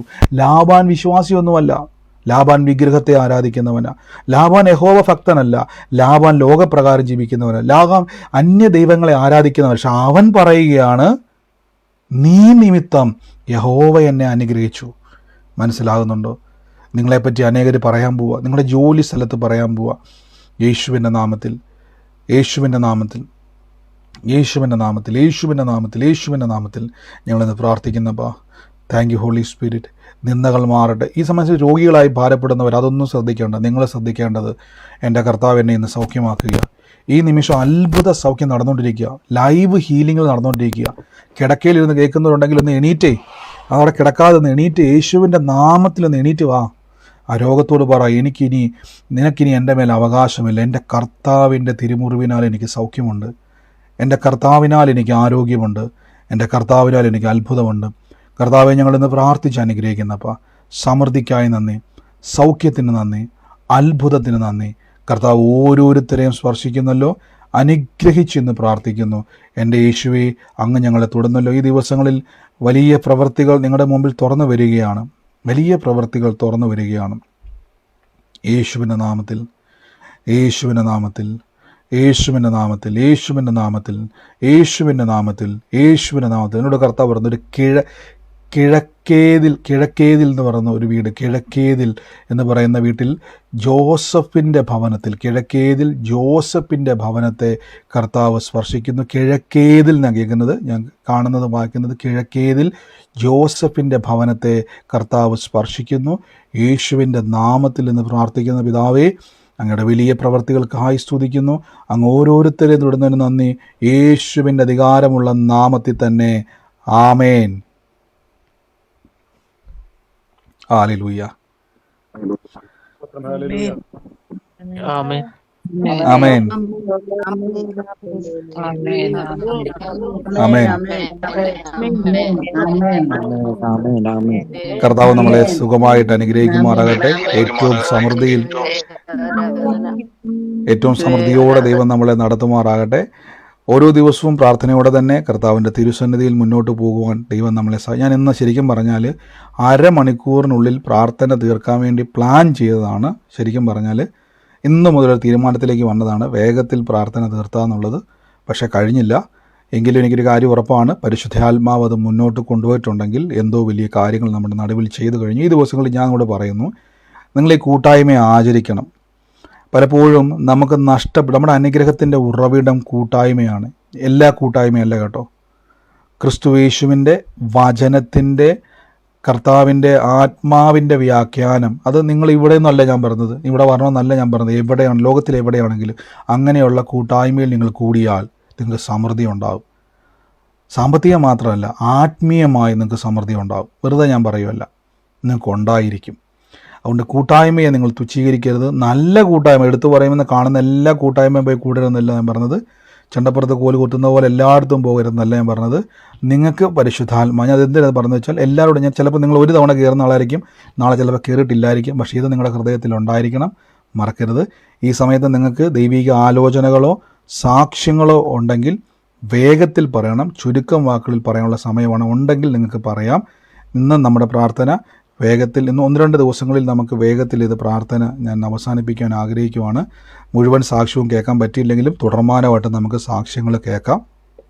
ഈ സമയത്ത് പ്രാർത്ഥനാ വിഷയങ്ങൾ നിങ്ങൾ ലൈവിൽ പറയരുത്, അതിനുള്ള സമയമില്ല. സംശയങ്ങൾ നിങ്ങൾ ലൈവിൽ ചോദിക്കരുത്, നിങ്ങൾ എൻ്റെ വാട്സാപ്പിൽ ചോദിക്കാം സംശയങ്ങൾ. അതുകൊണ്ട് ഈ നിമിഷം പ്രാർത്ഥിക്കാം. വലിയ കാര്യങ്ങളെ കർത്താവ് ചെയ്തെടുക്കുവാൻ ഇടയായിത്തീരും. നമുക്ക് ഒരുമിച്ചെന്ന് പ്രാർത്ഥനയോടെ തന്നെ തിരുസന്നിധിയിൽ മുന്നോട്ട് പോകാം. ഈ സമയത്ത് ആർക്കെങ്കിലും സാക്ഷ്യങ്ങൾ പറയാനുണ്ടെങ്കിൽ നിങ്ങൾക്ക് സാക്ഷ്യം പറയാം. യൂട്യൂബിൽ എന്നെ കാണുന്നവർക്ക് ഡിസ്ക്രിപ്ഷനിൽ നമ്മുടെ ഗ്രൂപ്പിൻ്റെ ലിങ്ക് ഉണ്ട്, വാട്സാപ്പിൻ്റെ. അത് നിങ്ങൾക്ക് ജോയിൻ ചെയ്ത് പ്രാർത്ഥനയിൽ പങ്കുചേരുന്നതായിരിക്കും. കർത്താവ് അനുഗ്രഹിക്കട്ടെ. എല്ലാ ദിവസവും സൂം മീറ്റിങ്ങിലുണ്ട്, അതിൽ പങ്കുചേരുക. ഈ സമയത്ത് സാക്ഷ്യങ്ങളുള്ളവർക്ക് നിങ്ങൾക്ക് ലഭിക്കാം. ഫേസ്ബുക്കിൽ ഞാൻ ഇപ്പോൾ തന്നെ ഗ്രൂപ്പിൻ്റെ ലിങ്ക് ഇടാം, നിങ്ങൾക്കത് ജോയിൻ ചെയ്യാം. ആരെങ്കിലും ഉണ്ടെങ്കിൽ ഓരോരുത്തരായിട്ട് ഒരാൾ സംസാരിക്കുമ്പോൾ ഒരാൾ സംസാരിക്കാൻ തുടങ്ങിയാൽ മറ്റേ ആൾ മ്യൂട്ട് ചെയ്താൽ മതി. ശ്രദ്ധിക്കുക. ആരെങ്കിലും ഉണ്ടെങ്കിൽ പറഞ്ഞാട്ടെ. Hello brother. പറഞ്ഞോ പറഞ്ഞോ എനിക്കൊരു സാക്ഷ്യം പറഞ്ഞോ സിസ്റ്ററെ. വെള്ളത്തിനും ഭയങ്കര മഴയായിരുന്നു. അപ്പം ഞങ്ങൾക്ക് ഹോസ്പിറ്റലിൽ ഒന്ന് പോണായിരുന്നു. അപ്പം വെളുപ്പിന് മഴയത്ത് വണ്ടി കൊണ്ട് മുറ്റത്തൊന്ന് കയറാൻ, പക്ഷെ അവിടെ ചെന്ന് ഇറങ്ങിയാൽ നനയും. അപ്പം ഞാൻ പറഞ്ഞു, ദൈവമേ ഞങ്ങൾക്ക് അവിടെ ചെന്ന് ഇറങ്ങി ഹോസ്പിറ്റലിൽ ചെന്ന് തിരിച്ചു വരുന്നിടം വരെ മഴ വരരുതെന്ന്. അപ്പം ഞാൻ അത്ഭുതമായിട്ട് ഞങ്ങൾ ഇവിടുന്ന് വീട്ടിൽ നിന്ന് ഇറങ്ങി അവിടെ ചെന്ന ഉടനെ മഴ വണ്ടിയെ കയറിയപ്പോഴും മഴ തീർന്നു. അതുപോലെ തന്നെ തിരിച്ച് അവിടുന്ന് ഹോസ്പിറ്റലിൽ നിന്ന് തിരിച്ചു വന്നു കഴിഞ്ഞ് ഒരു 11 മണി കഴിഞ്ഞ പിന്നെ മഴ പെയ്ത മഴ വൈകുന്നേരം വരെയും പെയ്തോന്നുണ്ടായിരുന്നു. അതൊരു വലിയ സാക്ഷ്യം. പിന്നെ ഒന്നോടുണ്ട്, എൻ്റെ ഒരു കസിൻ മോനാ, അവന് ഡ്രൈവറാണ് ജോലി. അപ്പൊ അവന്റെ കൈയുടെ മുട്ടിന് ഭയങ്കര വേദനയാന്ന് പറഞ്ഞു. അപ്പൊ ഞങ്ങളിങ്ങനെ പോയിക്കൊണ്ടിരുന്നപ്പോ അവനോട് പറഞ്ഞു, അവൻ യേശുവിന്റെ തിരുമുറിഞ്ഞാൽ എന്റെ കൈക്ക് സൗഖ്യം വന്നിരിക്കുന്നു എന്ന് പറഞ്ഞു. അപ്പൊ ഞാനും പ്രാർത്ഥിക്കാമെന്ന് പറഞ്ഞു. അപ്പൊ ഇത് മെനിങ്ങാണ്. അപ്പൊ അവനോട് വിളിച്ചു ചോദിക്കാൻ കാരണമാണ് ഞാൻ ഇന്നലെ പറയാഞ്ഞത്. അപ്പൊ ഇന്ന് ഞാൻ വിളിച്ചു ചോദിച്ചു, അവനെ കൈയുടെ വേദനയാണ്, അവൻ സൗഖ്യമായെന്ന് പറഞ്ഞു. ഞാൻ പറഞ്ഞു, ഇനിയും വിശ്വാസത്തോടെ ഇനിയും പ്രാർത്ഥിച്ചുകൊണ്ടിരുന്ന ഏത് അസുഖം വന്നാലും വിശ്വാസത്തോടെ പ്രാർത്ഥിച്ച് അത് എല്ലാം മാറിക്കിട്ടുമെന്ന് പറഞ്ഞു. അങ്ങനെ ദൈവത്തിന് ഒത്തിരി സ്തോത്രം ചെയ്യണം. ആമേൻ. ഇത് വലിയൊരു അനുഗ്രഹിക്കപ്പെട്ട 2 സാക്ഷ്യമാണ്. ഒന്ന് നമ്മൾ പറഞ്ഞു, ഞാൻ പറഞ്ഞു നമ്മുടെ കാലാവസ്ഥ, നിങ്ങൾ ചിന്തിക്കും മഴ മാറുന്നത് വലിയ കാര്യമല്ല, പക്ഷേ നമ്മുടെ വിശ്വാസത്തെ ഉപയോഗിക്കുവാൻ കിട്ടുന്ന ഒരവസരവും പാഴാക്കരുത്. ഇപ്പോൾ ചിന്തിക്കുന്ന ആൾക്കാട് എനിക്കത് വലിയ സാക്ഷ്യം തന്നെയാണ്. ചിലരാരും ചിന്തിച്ചാൽ അത് പറഞ്ഞു, ഞാൻ മഴയുടെ സമയം നമുക്കറിയാം, പക്ഷെ അത് മാറി നിന്നു, അത് പോയി തിരിച്ചു വരുന്നവരത് പെയ്തതിന് ശേഷം പെയ്തു. രണ്ടാമത്തെ കാര്യം, യാത്ര ചെയ്യുന്ന സമയത്ത് ഒരാളുടെ കൈവേദന ഉണ്ടായിരുന്നു. അപ്പം ഞാൻ പറഞ്ഞു, നിങ്ങളിങ്ങനെ വളരണം. കർത്താവിൽ ആ സഹോദരി ആൻറ്റിയെ കർത്താവ് വളർത്തുന്ന കൃപയ്ക്ക് നന്ദി പറയുന്നു. അവരോട് വണ്ടി ഓടിക്കുമ്പോൾ പറഞ്ഞ് ഞാനൊരു വാക്കൊന്ന് പ്രാർത്ഥിക്കട്ടെ എന്ന് പറഞ്ഞു. യേശുവിൻ്റെ നാമത്തിൽ പ്രാർത്ഥിച്ചത് മാത്രമല്ല, സാക്ഷി ഉണ്ടോ എന്ന് വിളിച്ചും ചോദിച്ചു. ആ മകൻ പറഞ്ഞു, എന്നെ കർത്താവ് സൗഖ്യമാക്കി. മനസ്സിലാകുന്നുണ്ടോ? അപ്പോൾ നിങ്ങൾ ഇനി ചിന്തിച്ചോ, നിങ്ങൾ പോകുന്ന ഓട്ടോറിക്ഷ ആയിക്കോട്ടെ, കാറിലായിക്കോട്ടെ, ബസ്സിലായിക്കോട്ടെ, ചന്തസ്ഥലത്തായിക്കോട്ടെ, ഇതേപോലെ നിങ്ങൾ പ്രാർത്ഥിക്കാൻ തയ്യാറാണെങ്കിൽ യേശുവിൻ്റെ സാക്ഷി നിങ്ങൾ തന്നെ അതിശയിക്കുന്ന രീതിയിൽ നിങ്ങളുടെ ദൈവപ്രവൃത്തി വെളിപ്പെടും. നിങ്ങളിലൂടെ കർത്താവ് സന്തോഷിക്കും, നിങ്ങളിലൂടെ അനേകർ രക്ഷപ്പെടും. അത് നിമിത്തം ദൈവനാമം ഉയർത്തപ്പെടാൻ ഇടയത്തീരും. കർത്താവ് അനുഗ്രഹിക്കട്ടെ. ആൻറ്റിയും ഇനിയും പറഞ്ഞു പ്രാർത്ഥിക്കണം, വിശ്വാസത്തെ ഉപയോഗിക്കണം, യേശുവിൻ്റെ നാമത്തിൽ തന്നെ. ആമേൻ. പറഞ്ഞു പറഞ്ഞു പറഞ്ഞു പറഞ്ഞു ഒരു സെക്കൻഡ്. ഞാനേ കഴിഞ്ഞ മാസം അവസാനത്തെ ദിവസമാണ് ഇത് കാണുന്നതും കേറുന്നതും. അപ്പോഴ് ഇന്ന് ബ്രദർ പറഞ്ഞില്ലേ സൊസൈറ്റിയിലെ കേസും പിന്നെ സാമ്പത്തിക വിഷയം, അത് എന്റെ വിഷയമാണ് പാസ്റ്ററെ. ഞാൻ അത് ഏറ്റെടുക്കുന്ന. എന്നോട് വല്ലതും പറഞ്ഞിട്ടുണ്ടായിരുന്നോ? ഇല്ല ഒന്നും പറഞ്ഞില്ല. തീർച്ചയായിട്ടും അത് ഏറ്റെടുത്ത സിസ്റ്ററെ, കർത്താവ് വലിയ കാര്യങ്ങളെ ദൈവം തൊട്ടിരിക്കുകയാണത് കേട്ടോ. പിന്നെ വേറൊരു ബ്രദറെ കാര്യമുണ്ട്. ഇന്നലെ ഒരു സെക്കൻഡ് എനിക്ക് ഒരു 2 സെക്കൻഡ് ദിവസത്തിന് മുമ്പ് ഭയങ്കര നെഞ്ചുവേദനയായിരുന്നു കേട്ടോ. അപ്പോഴേ പാസ്റ്റർ ബ്രദർ പറഞ്ഞതുപോലെ ഞാൻ നെഞ്ചിൽ കൈവച്ച് എന്റെ യേശുവിന്റെ തിരുമുറിവിനാൽ ഞാൻ സൗഖ്യം പ്രാപിച്ചിരിക്കുന്നു എന്ന് പറഞ്ഞ് എനിക്ക് ഭയങ്കര വേദനയായിരുന്നു. എനിക്കൊന്നും മിണ്ടാൻ പോലും പറ്റൂലായിരുന്നു. അപ്പോഴ് എനിക്കത് സൗഖ്യം കിട്ടി പാസ്റ്റർ. അതിന് നന്ദിയുണ്ട്, പ്രാർത്ഥിച്ചതിനും ഈശോയ്ക്കും പാസ്റ്റർക്കും 1000 നന്ദി. തീർച്ചയായിട്ടും മഹത്വം എല്ലാം കർത്താവിനുള്ളതാണ്. പ്രിയ സഹോദരി പറഞ്ഞു, നമ്മൾ ഈ ദിവസങ്ങളിൽ പ്രാർത്ഥിച്ചോണം, ആ ദൈവിക ആലോചന ഏറ്റെടുത്തോണം. പറഞ്ഞു ഹലോ Praise the പാസ്റ്ററെ. Lord. പറഞ്ഞു പറഞ്ഞു പ്രൈസ് ലോർഡ് പാസ്റ്ററെ. പറഞ്ഞു ചില കാര്യം എന്റെ കാര്യം ഇത്രയും നാള് ഒരു മുടക്കല്ലാണ്ട് എത്ര ലോൺ അടച്ചിറങ്ങുന്നതാണ്. ഈ മാസം അടയ്ക്കാൻ പറ്റാണ്ട് ഭയങ്കരമായി വിഷമിച്ചിരിക്കുകയായിരുന്നു ഞാൻ. ഇത് എന്നോട് തന്നെ പറഞ്ഞെന്ന് ഞാൻ വിശ്വസിക്കുന്നു. തീർച്ചയായിട്ടും ഏറ്റെടുത്ത സിസ്റ്ററെ, നമ്മൾ ഈ ദിവസങ്ങളിൽ കർത്താവിൻ്റെ വചനം നിങ്ങൾ ഞാൻ പറയും, ഈ വചനം കേൾക്കുമ്പോൾ തന്നെ നിങ്ങളുടെ ബന്ധനങ്ങൾ അഴിഞ്ഞുകൊണ്ടിരിക്കുക കേട്ടോ. നിങ്ങൾ ശ്രദ്ധിച്ചോണം, ഈ വചനം കേൾക്കുമ്പോൾ തന്നെ നിങ്ങളുടെ വിഷയങ്ങൾ നടന്നുകൊണ്ടിരിക്കുക. ഞാൻ എൻ്റെ ജീവിതത്തിൽ ഞാൻ കർത്താവിൻ്റെ വചനം പ്രാർത്ഥിക്കാത്ത പല വിഷയങ്ങൾ പോലും വചനം കേട്ടെടുത്ത് മാറിയിട്ടുണ്ട്. ആമേൻ. ആമേൻ. കർത്താവ് അനുഗ്രഹിക്കട്ടെ. ആമേൻ. മറ്റാരെങ്കിലും ഉണ്ടോ? വേഗത്തിൽ പറഞ്ഞു Praise the Lord. Praise the Lord. Praise the Lord, ബ്രദറെ. പറഞ്ഞു ബ്രദറെ പറഞ്ഞു എന്തോ പറഞ്ഞോട്ടെ. പറഞ്ഞു കഴിഞ്ഞ പറഞ്ഞു ദിവസം ബ്രദറെ ഞാൻ എന്റെ ഹസ്ബൻഡും ബ്രദറിനോട് ഒരു പ്രാർത്ഥന വിഷയം പറഞ്ഞായിരുന്നേ. വൈഫിന് ഇയർ ബാലൻസ് ആയിട്ട് കിടക്കുവാണ്, ഒന്ന് പ്രാർത്ഥിക്കണമെന്ന്. പാസ്റ്റർ അത് വോയിസ് ക്ലിപ്പ് വിട്ടായിരുന്നു. ഹസ്ബൻഡ് അത് എനിക്ക് തിരിച്ചു വിട്ട് ഞാനത് ഏറ്റെടുത്ത് പ്രാർത്ഥിച്ച് എനിക്ക് ഇയർ ബാലൻസ് വന്ന ഒരാഴ്ച ഞാൻ കിടപ്പായിരിക്കും.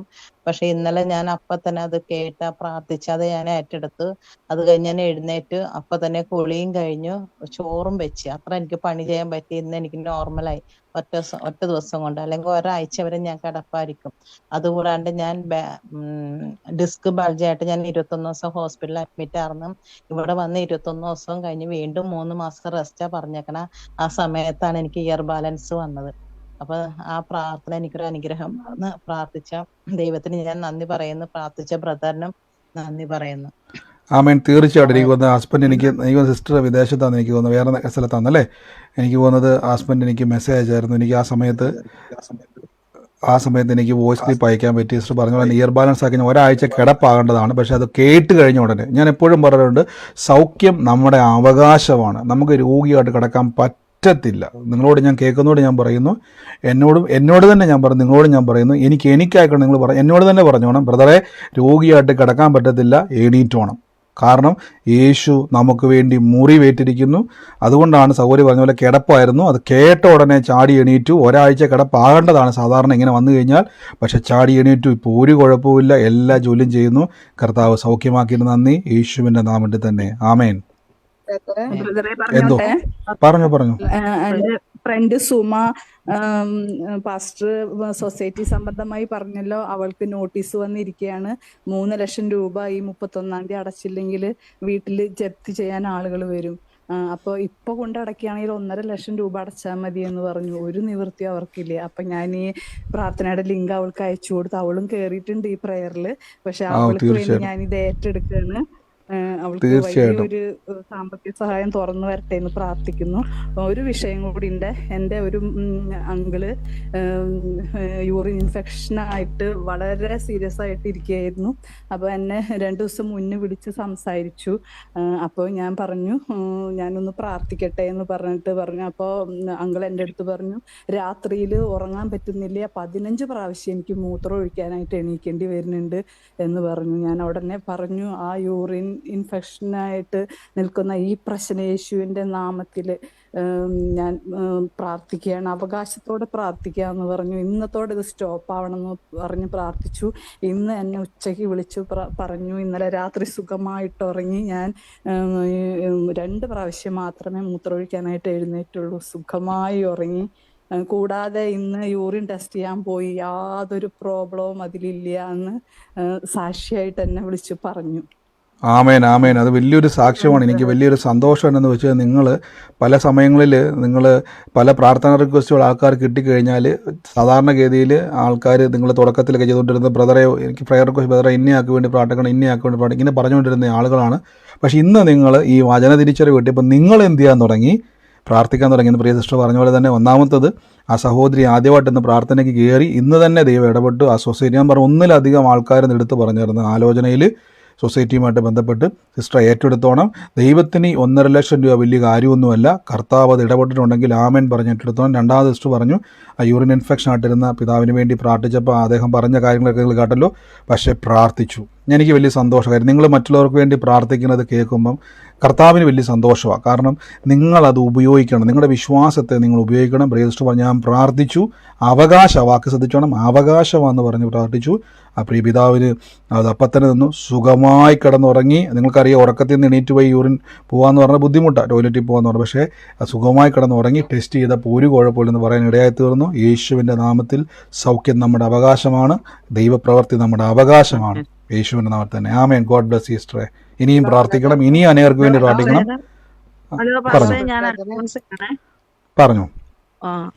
ഹലോ പാസ്റ്റർ നേരത്തെ ഒരു ആലോചന പറഞ്ഞിരിക്കുക, മുട്ടിന് താഴെയായിട്ട് കാലിന്റെ പാദത്തിൽ കറുത്ത പാട് പോലെ ഉണ്ടെന്ന്. അത് എനിക്ക് 3 വർഷമായിട്ട് പറഞ്ഞു. ഹലോ എന്നൊന്ന് എനിക്ക് 1 മിനിറ്റ് സൗകര്യം പറഞ്ഞോട്ടെ. കട്ടായിപ്പോയോ? ഇപ്പം പറഞ്ഞ ആ അസുഖത്തിൻ്റെ കാര്യം പറഞ്ഞ ആള് കട്ടായിപ്പോയോ?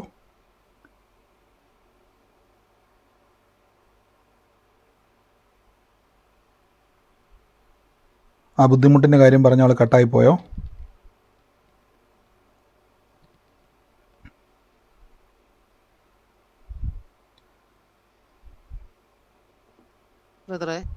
എന്തോ ഇപ്പം പറഞ്ഞ ആൾ പറഞ്ഞോ, ബാക്കി ആൾ പറഞ്ഞു. എനിക്ക് നെറ്റ്വർക്ക് ആകുമ്പോൾ പറയണേ. പറഞ്ഞോ, പറഞ്ഞു ധൈര്യം. ബ്രദറെ, ഞാൻ ഒരു മാസം മുമ്പ് എൻ്റെ ചേച്ചിക്ക് വേണ്ടിയിട്ട് നമ്മൾ പ്രാർത്ഥനയിൽ പ്രാർത്ഥിച്ചിരുന്നു. ആ ചേച്ചിയുടെ ഇങ്ങനെയാണ് ബ്രദർ പ്രവചനം പറഞ്ഞത്. ആ ചേച്ചിയുടെ വീടിനോട് ചേർന്നൊരു വീടുണ്ട്, അവിടെ ഒരു ഓട്ടോറിക്ഷ കിടക്കുന്ന ഒരു വീട്. ആ കുടുംബത്തിന് വേണ്ടി പ്രാർത്ഥിക്കുന്നു. ആ വീട്ടിലെ ചേച്ചി പോകുമ്പോഴും വരുമ്പോഴും ഒരുപാട് ദുഃഖിക്കുന്നു എന്ന് പറഞ്ഞ ബ്രദർ ഓർക്കുന്നുണ്ടോ എന്ന് എനിക്ക് അറിയില്ല. അങ്ങനെ ഒരു സംഭവം ഉണ്ടായിരുന്നു. അപ്പൊ അത് എൻ്റെ ചേച്ചിയാണ്. അവർക്ക് ഒരു വലിയ ഭീമമായ ഒരു തുക കടം വന്നായിരുന്നു. എന്നിട്ട് അത് ജപ്തി നോട്ടീസ് വരെ വന്നു. ഏകദേശം 10-20 ഏക്കർ സ്ഥലത്തോളം ഉണ്ടായിരുന്നത് മുഴുവൻ ജപ്തി നോട്ടീസിലായിപ്പോയി. അത് ചേച്ചിയുടെ ഹസ്ബൻഡിന് ഒരു അബദ്ധം പറ്റി, ആരൊക്കെ ചതിയിൽ പെട്ടതാണ് പുള്ളിക്ക്. അപ്പം അന്നേരം ബ്രദർ ഇങ്ങനെ പറഞ്ഞിരുന്നു, അവരുടെ ദൈവം പ്രവർത്തിക്കുന്നു എന്ന് പറഞ്ഞിരുന്നു. അപ്പൊ ഇന്ന് എന്നെ വിളിച്ചു പറഞ്ഞു, ഒരു കാരണവശാലും അപ്പൊ വീട് ഉൾപ്പെടെ ജപ്തി നോട്ടീസ് അവർക്ക് വന്നു. ബാങ്ക് വഴി അത് ജപ്തി നോട്ടീസ് വന്നിട്ട് ഇന്നിപ്പം എന്നെ വിളിച്ചു പറഞ്ഞു, എൻ്റെ ചേച്ചി എന്നെ വിളിച്ചു പറഞ്ഞു, ആ ജപ്തി ഗവൺമെന്റിൽ എന്തോ ഒരു പുതിയ, അതായത് നിയമം വരെ മാറ്റി വെച്ചിരിക്കുന്ന കർത്താവ്, ജപ്തി ചെയ്യാൻ ഒരിക്കലും പാടില്ല. വീടുകളോ അങ്ങനെയുള്ള കാര്യങ്ങളൊന്നും ഒരു കാരണവശാലും ജപ്തി ചെയ്യാൻ പാടില്ല. അത് തന്നെയല്ല, ജപ്തി ചെയ്യപ്പെട്ട വസ്തു നമുക്കത് വിൽക്കാൻ പറ്റത്തില്ലല്ലോ സാധാരണഗതി. ഇത് അവർക്ക് വിൽക്കാൻ പറ്റും, വിറ്റിട്ട് ആ കടം തീർക്കാനായിട്ട് പറ്റും. അങ്ങനെയുള്ള ആ തടസ്സങ്ങളെല്ലാം മാറ്റിയിട്ട് ജപ്തി കംപ്ലീറ്റ് ആയിട്ട് മാറ്റി വെച്ചിരിക്കുന്നവർക്ക് ഒരു വലിയൊരു കടത്തിന്റെ തുകയിലോട്ടാണ് പോയത്. അത് മുഴുവനും തിരിച്ചവരുടെ കയ്യിൽ വരത്തക്ക രീതിയിൽ അതായത് ഗവൺമെന്റ് നമുക്ക് നമ്മുടെ വസ്തു വിറ്റങ്ങ് ആ കടം മുഴുവൻ തീർക്കാൻ പറ്റും. ജപ്തി ഒരു കാരണവശാലും വീടിനുണ്ടാകില്ല. അതൊരു വലിയ അത്ഭുതം, വലിയൊരു സാക്ഷ്യമാണ്. അങ്ങനെ ഒരു സംഭവം നമ്മൾ ഒരിക്കലും അങ്ങനെ ഉണ്ടാവുമെന്ന് വിചാരിക്കാത്ത ഒരു കാര്യമാണ്. ഒരിക്കലും ഇതെങ്ങനെ ഈ പ്രശ്നത്തിൽ ഭയങ്കര കുരുക്കുപെട്ട ഈ വിഷയത്തിൽ നിന്ന് എങ്ങനെ രക്ഷപ്പെടുമെന്നായിരുന്നു വിചാരിച്ചിരുന്നത്. അത്ഭുതകരമായിട്ട് ആ ഒരു പ്രശ്നത്തിന് പരിഹാരമായി. ആമേൻ. തീർച്ചയായിട്ടും നിങ്ങൾ ഈ സാക്ഷ്യം നിങ്ങൾ എല്ലാവരും ശ്രദ്ധിച്ചോണം. അത് വലിയൊരു സാക്ഷ്യം തന്നെയാണ്. എല്ലാ സാക്ഷ്യം വലുതാണെങ്കിലും ഈ ദിവസങ്ങളിൽ നമ്മളെ ആലോചന കേൾക്കുമ്പം നമ്മുടെ മുമ്പിൽ ഉണ്ടാകുന്ന ഒരു സംശയം, ഞാൻ ഇന്നാൾ പറഞ്ഞായിരുന്നു, എങ്ങനെ എന്നൊരു ചോദ്യം ഇന്നാൾ നമ്മൾ പറഞ്ഞു. അത് നിങ്ങൾ മനസ്സീർണമായിരിക്കണം എന്ന് പ്രിയ സിസ്റ്റർ പറഞ്ഞ പോലെ തന്നെ പ്രാർത്ഥന സമയത്ത് സഹോദരയുടെ ചേച്ചിയുടെ ഒരു കാര്യത്തെ ദൈവാത്മാവ് ഇങ്ങനെ ലൊക്കേറ്റ് ചെയ്തത് വീടും ഞാനിപ്പോൾ ഓർക്കുന്നുണ്ട്, ഇപ്പോഴാണ് ഓർത്തത്. വീടിനോട് ചേർന്ന് തന്നെ ഒരു ഇതുപോലെ ഓട്ടോറിക്ഷ കിടക്കുന്ന ഒരു സ്ഥലം. അപ്പോൾ ആ സഹോദരനോട് പറഞ്ഞായിരുന്നു, അവരത് അതായത് അതിൻ്റെ ഒരു പേര് പോലെ പറഞ്ഞായിരുന്നു, ചായ്പല്ല അങ്ങനെ എന്തോ പറയുകയും ചെയ്തായിരുന്നു സിസ്റ്റർ. ഞാനിപ്പോൾ ഓർക്കുന്നുണ്ട്, അങ്ങനെ എന്തോ ഒരു സംഭവം പറഞ്ഞായിരുന്നല്ലോ, വീടിനോട് ചേർന്ന് തന്നെ ഇരിക്കുന്ന ഒരു ഓട്ടോറിക്ഷയും എന്തോ ഒരു പേര് പറഞ്ഞായിരുന്നു, ആ ഒരു ചായ്പെന്നോ അങ്ങനെ എന്തോ ഒരു ചായ്പല്ല അങ്ങനെ എന്തോ ഒരു വാക്കും കൂടെ പറഞ്ഞായിരുന്നു. ഞാനിപ്പോഴത് ഓർത്തത്. അപ്പോൾ സിസ്റ്റർ ഏതാ ചാവടി അങ്ങനെ എന്തൊരു വാക്കാണ് ഞാനിപ്പോഴാണ് ചാവടി ഞാനത് ഓർക്കുന്നുണ്ടായിരുന്നു. അങ്ങനെ ഒരു വാക്ക് പറഞ്ഞാൽ പെട്ടെന്ന് ഞാൻ ഓർത്തത്. അപ്പോൾ സിസ്റ്റർ പറഞ്ഞ പോലെ തന്നെ കേട്ട് നോക്കി, ജപ്തി കിടക്കുവാണ്, വസ്തു കിടക്കുന്ന ജപ്തിയിൽ, വീട് ജപ്തിയിൽ. സാധാരണഗതിയിൽ അവർക്ക് കടം വീട്ടാൻ പറ്റത്തില്ല. പക്ഷേ ദൈവാത്മാവ് ആ സ്ഥലത്തെയും ആ വണ്ടി കിടക്കുന്നതും ലൊക്കേറ്റ് ചെയ്തു. ആ കുടുംബത്തെ ദൈവം, ഞാൻ പറഞ്ഞില്ല, വെറുതെ വിളിച്ചു പറയുമല്ല, ദൈവം ആലോചന പറയുമ്പോൾ അത് ഏറ്റെടുത്താൽ അതിൻ്റെ അകത്തൊരു പരിഹാരമുണ്ട്. കേട്ടതുപോലെ തന്നെ നിയമപ്രകാരം ജപ്തിയാണ്. എത്രയോ ബാങ്കുകാർ ജപ്തി ചെയ്ത് വീട് പോയിട്ടുണ്ടല്ലോ, നമുക്കറിയാം. എത്രയോ വീടുകൾ ജപ്തി പോയിട്ടുണ്ട്. പക്ഷേ ഇത് ആലോചന കഴിഞ്ഞതിന് ശേഷം ഇത് ഗവൺമെൻറ് നിയമം തന്നെ മാറ്റി. ഒന്ന് ആലോചിച്ച് നോക്കി, ഞാൻ ഈ നിയമം കാണാപ്പാടം പഠിച്ചിട്ടാണോ ഈ ഇന്ന വീട്ടിൽ ഇന്ന സ്ഥലത്ത് ഇന്നത് വല്ലതും കിടപ്പുണ്ടെന്ന് പറയുന്നത്? അത് മാത്രമല്ല, കംപ്ലീറ്റ് കാര്യങ്ങൾ അവർ തന്നെ പറഞ്ഞു കേട്ടില്ല, ഇത് ദൈവത്താൽ തന്നെ എന്ന് പറയത്തക്കവണ്ണം ആ കുടുംബത്തോട് തന്നെ, അതാണ് ഏറ്റവും വലുത്, ആ കുടുംബത്തെ ദൈവം ഇടപെടുകയും, എത്രയോ കുടുംബക്കാരുണ്ട്, ചിലപ്പോൾ അത് പറയുന്നതിൻ്റെ പിറ്റേ ദിവസം ജപ്തി പോകേണ്ട ആൾക്കാരേറെയുണ്ട്. അത് പറഞ്ഞതിന് ശേഷമാണ് ഈ നിയമം വരുന്നതും. ആ നിയമപ്രകാരം ഇപ്പോൾ പറഞ്ഞ പോലെ തന്നെ ഒന്നും നഷ്ടപ്പെടത്തില്ല കേട്ടോ, ഒന്നും വിൽക്കേണ്ടി പോലും വരത്തില്ല. ഒന്നും നഷ്ടപ്പെടാതെ തന്നെ ദൈവം അതിൻ്റെ അകത്ത് തൊടും, അതിനുവേണ്ടിയുള്ള വഴി ദൈവം തുറക്കും. ഇങ്ങനെ നിയമത്തെ മാറ്റാൻ ദൈവത്തിന് പറ്റുമെങ്കിൽ വഴി തുറക്കാണ് ദൈവത്തിൻ്റെ ഇഷ്ടം. അവരോട് പറയണം, യേശു ഈ ദിവസങ്ങളിൽ ദൈവത്തെ ആരാധിക്കുക, കൂട്ടായ്മ ആചരിക്കുക, കർത്താവിൽ ബലപ്പെടുക, വഴി ദൈവം തുറക്കുമെന്ന് പറയുക. കർത്താവ് അത് ചെയ്യും കേട്ടോ. God bless you. യേശുവിൻ്റെ നാമം. ഈ സാക്ഷി നിങ്ങൾ കേട്ടോണം. എങ്ങനെയെന്നൊരു ചോദ്യം മനസ്സിലുണ്ടെങ്കിൽ ഇത് ഈ സാക്ഷി നിങ്ങൾക്ക് ബലമാണ്. ദൈവം നമുക്ക് വേണ്ടി നിയമങ്ങളെ വരെ മാറ്റും. ആമേൻ, ആമേൻ. തീർച്ചയായിട്ടും പാസ്റ്ററെ, ഞാൻ രണ്ടാമത്തെ പ്രാവശ്യം മീറ്റിംഗിൽ കയറുന്നത്. ബ്രദർ ഈ സൊസൈറ്റിയുടെ വിഷയം പറഞ്ഞിട്ടില്ലേ? എനിക്കും അതുപോലെ ഒരു 8 ലക്ഷം രൂപയായിട്ട് 3 ലക്ഷം രൂപ എടുത്ത 8 ലക്ഷം രൂപയായിട്ട് ഇങ്ങനെ ഇപ്പൊ വന്ന് കിടക്കുക. യേശുവിന്റെ നാമത്തിൽ ഒരു സെക്കൻഡ് നിങ്ങൾ ആവശ്യമില്ലാതെ സംസാരിക്കരുതേ. ഞാൻ പറഞ്ഞല്ലോ, നിങ്ങൾക്ക് ശ്രദ്ധിക്കാൻ പറ്റുന്നില്ലെങ്കിൽ നിങ്ങൾ ലെഫ്റ്റ് ചെയ്തോ. പ്രാർത്ഥനയെ തുടർന്ന് ഒരു നിർബന്ധവും ഇല്ല. നിങ്ങൾക്ക് പിന്നെ എപ്പോഴേലും സമയം കിട്ടുമ്പോൾ യൂട്യൂബിൽ കേൾക്കാം. സിസ്റ്റർ അത് ഏറ്റെടുത്തോണം. ഒന്നിലധികം ആൾക്കാർക്ക് വേണ്ടി കർത്താവ് ഈ സൊസൈറ്റിയുമായിട്ട് ബന്ധപ്പെട്ട് ഇടപെടുമെന്ന് പറഞ്ഞാൽ സിസ്റ്ററെ, 8 ലക്ഷം രൂപ വലിയ കാര്യമാണ്. പക്ഷേ നമ്മളിന്ന് കേട്ട വചനപ്രകാരം ദൈവമാകുന്ന പിതാവിൻ്റെ കുഞ്ഞുങ്ങളാണ് നമ്മൾ. ഒരു ശിശുവിനെ പോലെ പറ, അപ്പൻ ഇതൊന്നും വലിയ കാര്യമൊന്നുമല്ല. എൻ്റെ ദൈവമോ മഹടത്തോടെ 8 ലക്ഷം രൂപ തൻ്റെ ധനത്തോളം ക്രിസ്തുവേശുവിൽ പൂർണ്ണമായിട്ട് തീർത്തു തരുമെന്ന് ഫിലിപ്പിയർ വാക്യം പറഞ്ഞുകൊണ്ടിരുന്നു. കർത്താവ് വഴി തുറന്നിരിക്കും കേട്ടോ. God bless you. അതിന്റെ സാക്ഷ്യം എന്ന് പറയണം, യേശുവിന്റെ നാമത്തിൽ തന്നെ. ആമേൻ, ആമേൻ. ഗോഡ് ബ്ലെസ് യു സിസ്റ്ററെ. പറഞ്ഞു എന്തോ ബ്രദർ പറഞ്ഞിരുന്നല്ലോ, കാൽമുട്ടിനും പാദത്തിനും ഇടയ്ക്ക് കറുത്ത പാടുകളുണ്ടെന്ന്. എന്റെ കാലിൽ അങ്ങനെ ഒരു പാടുണ്ട് ബ്രദറെ, 2 വർഷമായിട്ടുണ്ടാവുന്നുണ്ട്. സിസ്റ്റർ അത് കൈ വെച്ചിട്ട് പറയണം, യേശു എൻ്റെ ഈ ബുദ്ധിമുട്ടിനെ വഹിച്ചതിനോട് കർത്താവ് പറഞ്ഞൊരു വാക്കാണ്, അതിന് പാട് പോലും ഇല്ലാതെ വണ്ണം കർത്താവ് അത് സൗഖ്യമാക്കുമെന്ന് പറഞ്ഞത്. കൈ വെച്ചിട്ട് പറഞ്ഞോണം, യേശു എൻ്റെ ഈ രോഗത്തെ കർത്താവ് എടുത്തു. യേശുവിൻ്റെ മുറിവിൽ എനിക്ക് സൗഖ്യം വന്നിരിക്കുന്നു. എനിക്ക് വേദനയും വേണ്ട, പാടും വേണ്ട, മുറിവും വേണ്ട, മുഴുവൻ യേശു എടുത്തു. കർത്താവിൻ്റെ മുറിവിനേക്ക് സൗഖ്യം വന്നിരിക്കുന്നു. ഇന്ന് മുതൽ അത് മാഞ്ഞു പോയിക്കൊണ്ടിരിക്കുകയാണ്. അത് മാഞ്ഞിരിക്കുന്നു യേശുവിൻ്റെ നാമത്തിൽ. അത്ഭുതമായിരിക്കുന്നു കേട്ടോ. ഗോഡ് ബ്ലെസ് യു സിസ്റ്ററെ. കർത്താവ് അത് തന്നതിന് നന്ദി. ഇന്ന് മുതൽ ആ മുറിവിൽ അങ്ങ് ധ്യാനിച്ചു യേശുവിൻ്റെ നാമത്തിൽ തന്നെ. ആമേൻ. ഇനി ശ്രദ്ധിച്ചോണം, ഒരു കാര്യം കൂടെ പറഞ്ഞോ. പറഞ്ഞു ബ്രദറെ, ഇപ്പം പറഞ്ഞ ആ ഒരു ഇത് കാലയിലുണ്ടെന്ന് പറഞ്ഞത്, എൻ്റെ വലത്തെ കാലിന്റെ മുട്ടിന് താഴെയായിട്ട് 1 വർഷമായിട്ട് പെട്ടെന്നൊരു ചൊറിച്ചിൽ വന്നിട്ട് ഇങ്ങനെ പുഴു കടിച്ച പോലെ ഇങ്ങനെ എനിക്ക് ഭയങ്കര അസഹ്യമായി. ഇവിടുന്ന് ഞാൻ മരുന്നൊക്കെ വാങ്ങിച്ച് കഴിച്ചിട്ടും കുറയാൻ ഞാൻ നാട്ടിൽ കയറിപ്പോയി. അവിടെ ചെന്ന് അവർ ഓയിൽമെന്റും ആന്റിബയോട്ടിക്കും തന്നു. അവിടെ വെച്ച് കഴിഞ്ഞ ജൂലൈയിൽ അന്ന് ഇച്ചിരി കുറവുണ്ടായിരുന്നു. പക്ഷെ ഞാൻ വീണ്ടും മടങ്ങി തിരിച്ച് ഡ്യൂട്ടി. എനിക്കറിയാം, മാനസികമായിട്ട് ചിലപ്പോൾ വാക്കുകൊണ്ടൊക്കെ എന്തെങ്കിലുമൊക്കെ ഞാൻ പറഞ്ഞ വാക്കുകൊണ്ടൊക്കെ നിങ്ങൾക്ക് വിഷമം വന്നേക്കാം. വിഷമം വെച്ചുകൊണ്ടിരിക്കരുത്, തുടർച്ചയായിട്ട് പോവുക. മാനസികമായിട്ട് നമുക്ക് അങ്ങോട്ടും ഇങ്ങോട്ടുമൊക്കെ ചിലപ്പോൾ എന്തെങ്കിലുമൊക്കെ വന്നേക്കാം. പക്ഷേ പിണക്കം വരരുത്. കർത്താവിൻ്റെ സന്നിധിയിലാണ്. എവിടെയാണെങ്കിലും ഇങ്ങനെയൊക്കെ തന്നെയുണ്ട്. പക്ഷേ കൂട്ടായ്മ ആചരിക്കുക, കർത്താവിനെ മാത്രം നോക്കുക. ഒരു ബ്രദറിനെയോ ഒരു സിസ്റ്ററിനെയോ നോക്കരുത്. കർത്താവ് അനുഗ്രഹിക്കട്ടെ. ഞാൻ കഴിഞ്ഞ ദിവസം ഗ്രൂപ്പിൽ പറഞ്ഞായിരുന്നു, ഞാൻ സഹോദരിമാർക്ക് വേണ്ടി നമ്പർ ഇടാമെന്ന്. ഞാൻ ഇടാൻ വിട്ടുപോയതാണ്. ഞാൻ എൻ്റെ വൈഫിൻ്റെ നമ്പർ തന്നെയാണിത്. ഞാൻ പറഞ്ഞപ്പോൾ ഒരു വാക്ക് വന്നായിരുന്നു, കൗൺസിലിങ്ങിന് വേണ്ടി എന്ന് പറഞ്ഞാൽ ചിലർ ചിന്തിച്ചത് കൗൺസിലിങ്ങിന് വേണ്ടിയുള്ള നമ്പറാണോ എന്ന് ചിലർ ചോദിച്ചു. അത് എല്ലാം കൂടി ഉൾപ്പെടെയാണ്. നിങ്ങൾക്ക് വേണ്ടി പ്രാർത്ഥിക്കും. നിങ്ങൾക്ക് വേണ്ടി അത് കൂടുതൽ നിങ്ങൾക്ക് കോൾ ചെയ്യാൻ കഴിയത്തില്ലായിരിക്കും. നിങ്ങൾ ചാറ്റ് ചെയ്യുക. അതിനുവേണ്ട നമ്പറാണ്.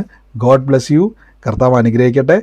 എനിക്ക് വന്ന ഒരു സഹോദരൻ അന്ന് പ്രാർത്ഥിക്കാൻ വേണ്ടി കുറച്ച് നേരമായിട്ട് ആ സഹോദരൻ എനിക്ക് മെസ്സേജ് ഇട്ടിട്ടുണ്ടായിരുന്നു. സഹോദരൻ ലെഫ്റ്റ് സുബീഷ് ഞാൻ കാണുന്നത് എങ്ങനെയാണ്, സുബീഷ് എന്നാണ് കാണുന്നത്. ഞങ്ങൾ യേശുവിൻ്റെ നാമത്തിൽ മകനെ അനുഗ്രഹിച്ച് പ്രാർത്ഥിക്കുന്നു. ഞാൻ പേര് വെച്ചാൽ പ്രാർത്ഥിക്കുന്നത് കേട്ടോ. അദ്ദേഹം ഇങ്ങനെ കുറച്ച് നേരമായിട്ട് കമൻറ്റ് ചെയ്തുകൊണ്ടിരുന്നതുകൊണ്ടാണ്. കർത്താവെ ഞാൻ അനുഗ്രഹിച്ചെന്ന് പ്രാർത്ഥിക്കുന്നു. യേശുവിൻ്റെ നാമത്തിൽ ബ്ലസ് ചെയ്യുന്നു. സുബീഷ് ബേബി എന്നാണ് ഞാൻ പേര് കാണുന്നത്. ഇതിൻ്റെ അകത്ത് സൂമിൽ ടൈപ്പ് ചെയ്തേക്കുന്ന പേരാണ്. അനുഗ്രഹിച്ചു പ്രാർത്ഥിക്കുന്നു. കർത്താവെ അങ്ങ് ആ മകനെ തുടർന്നിരുന്നില്ലെങ്കിൽ ആ മകനോ മകളോ എന്തോ ആയിക്കോട്ടെ, കർത്താവെ ഞങ്ങൾ അനുഗ്രഹിച്ചു പ്രാർത്ഥിക്കുന്നു. യേശുവിൻ്റെ നാമത്തിൽ വിശാലത ഉണ്ടാകട്ടെ. അനുഗ്രഹിക്കുന്നു കർത്താവെ.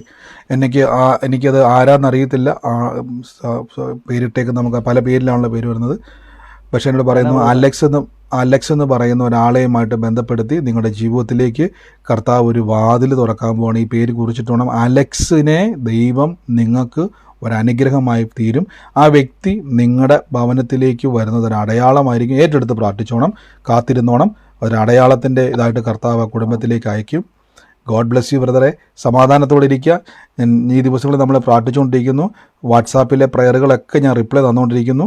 താമസം വരുന്നത് കൊണ്ട് നിങ്ങൾ ഭാരപ്പെടരുത്. പ്രയർ റിക്വസ്റ്റുകളൊക്കെ എടുത്തുകൊണ്ടിരിക്കുന്നു. അധികം ആളുകളെ ഞാൻ പ്രയർ റിക്വസ്റ്റ് എടുക്കാൻ വേണ്ടി ഇനി നോക്കിക്കൊണ്ടിരിക്കുകയാണ്. കർത്താവിൻ്റെ കൃപയാൽ പ്രാർത്ഥിക്കുക. God bless you. നാളെ നമുക്ക് വീണ്ടും കാണാം, ഒരുമിച്ച് പ്രാർത്ഥിക്കാം. നമുക്ക് ലൈവിലുള്ളവർക്ക് വേണ്ടി ഇപ്പോൾ പ്രാർത്ഥിക്കാം. നിങ്ങളെല്ലാ ദിവസവും മുടങ്ങാതെ ഈ സൂം പ്രയറിൽ കയറുന്നത് കൊണ്ട് ഞാൻ ദൈവത്തെ സ്തുതിക്കുന്നു. ദൈവമാണ് നിങ്ങളെ കൊണ്ടുവരുന്നത് കേട്ടോ. അതുകൊണ്ട് എപ്പോഴും ഓർത്തോണം, കർത്താവെ ഇന്ന് ലൈവിൽ കാണുന്നവർ പറഞ്ഞു നിങ്ങൾ മാക്സിമം ഒഴിവ് സമയം ഒട്ടും നിങ്ങൾക്ക് ഒരു ദിവസങ്ങളിൽ ജോലി തിരക്കാമെന്ന് എനിക്കറിയാം, ബിസിയാണെന്ന് എനിക്കറിയാം. ഏതെങ്കിലുമൊക്കെ ദിവസങ്ങളിൽ ലൈവിൽ സൂമിൽ പങ്കുചേരാൻ ശ്രമിക്കുക. അതൊരു പ്രത്യേക എക്സ്പീരിയൻസ് തന്നെയാണ്. എന്നാൽ നിങ്ങൾക്കത് പറ്റാത്തതുകൊണ്ട് സങ്കടപ്പെടരുത്. പ്രാർത്ഥിക്കുക എനിക്ക് അവസരങ്ങൾ തരാൻ വേണ്ടി. നമുക്ക് ഒരുമിച്ച് അവർക്ക് വേണ്ടി പ്രാർത്ഥിക്കാം. God bless you. അനുഗ്രഹിച്ചു പ്രാർത്ഥിക്കുന്നു യേശുവിൻ്റെ നാമത്തിൽ. കർത്താവെ നിങ്ങളുടെ ഏത് മേഖലയിലായിക്കോട്ടെ നിങ്ങൾ ഷെയർ ചെയ്യുക. യൂട്യൂബിൽ കാണുന്നവർ, ഫേസ്ബുക്കിൽ കാണുന്നവർ അനേകരിലേക്ക് ഇത് എത്തിക്കുക. അത് ഷെയർ ചെയ്യുക. നമ്മുടെ യൂട്യൂബ് ഗ്രൂപ്പിലേക്ക് നിങ്ങളത് അനേകർ ആ ചാനലുകളിലേക്ക് എന്തിനാണ് ഈ ചാനൽ ജോയിൻ ചെയ്യുന്നതെന്ന് പറഞ്ഞാൽ നമ്മൾ ഈ യൂട്യൂബേഴ്സൊക്കെ പറയുന്ന പോലെ ഇതിനകത്ത് വരാൻ വേണ്ടിയാണ്. എന്തിനാണ് വേണ്ടി സുവിശേഷത്തിന് വേണ്ടി അനേകരിലേക്ക് ഇത് എത്തിക്കണം. ഇന്ന് സൂം എത്തിക്കുന്ന പോലെ തന്നെ നമ്മൾ ഈ സൂം പ്ലാറ്റ്ഫോം മേടിച്ചിട്ടേക്കുന്നതാണ്. എന്തിന് അനേകർക്ക് വന്ന് കയറാൻ വേണ്ടി. അതേപോലെ തന്നെ ഈ പ്ലാറ്റ്ഫോമുകളെല്ലാം സോഷ്യൽ മീഡിയ എല്ലാ പ്ലാറ്റ്ഫോമുകളും യൂസ് ചെയ്യുക. അനേകർക്ക് ഇത് സുവിശേഷത്തിനായിട്ട് നിങ്ങളത് ഉപയോഗിക്കുക. അനേകരിലേക്ക് ഇത് എത്തിക്കുക. ഇത് കേട്ടല്ലോ, അനേക തകർന്ന ഭവനത്തെ പണിയുവാൻ ഈ സുവിശേഷത്തിന് കഴിയും. അനുഗ്രഹിച്ചു പ്രാർത്ഥിക്കുന്നു യേശുവിൻ്റെ നാമത്തിൽ തന്നെ. God bless you.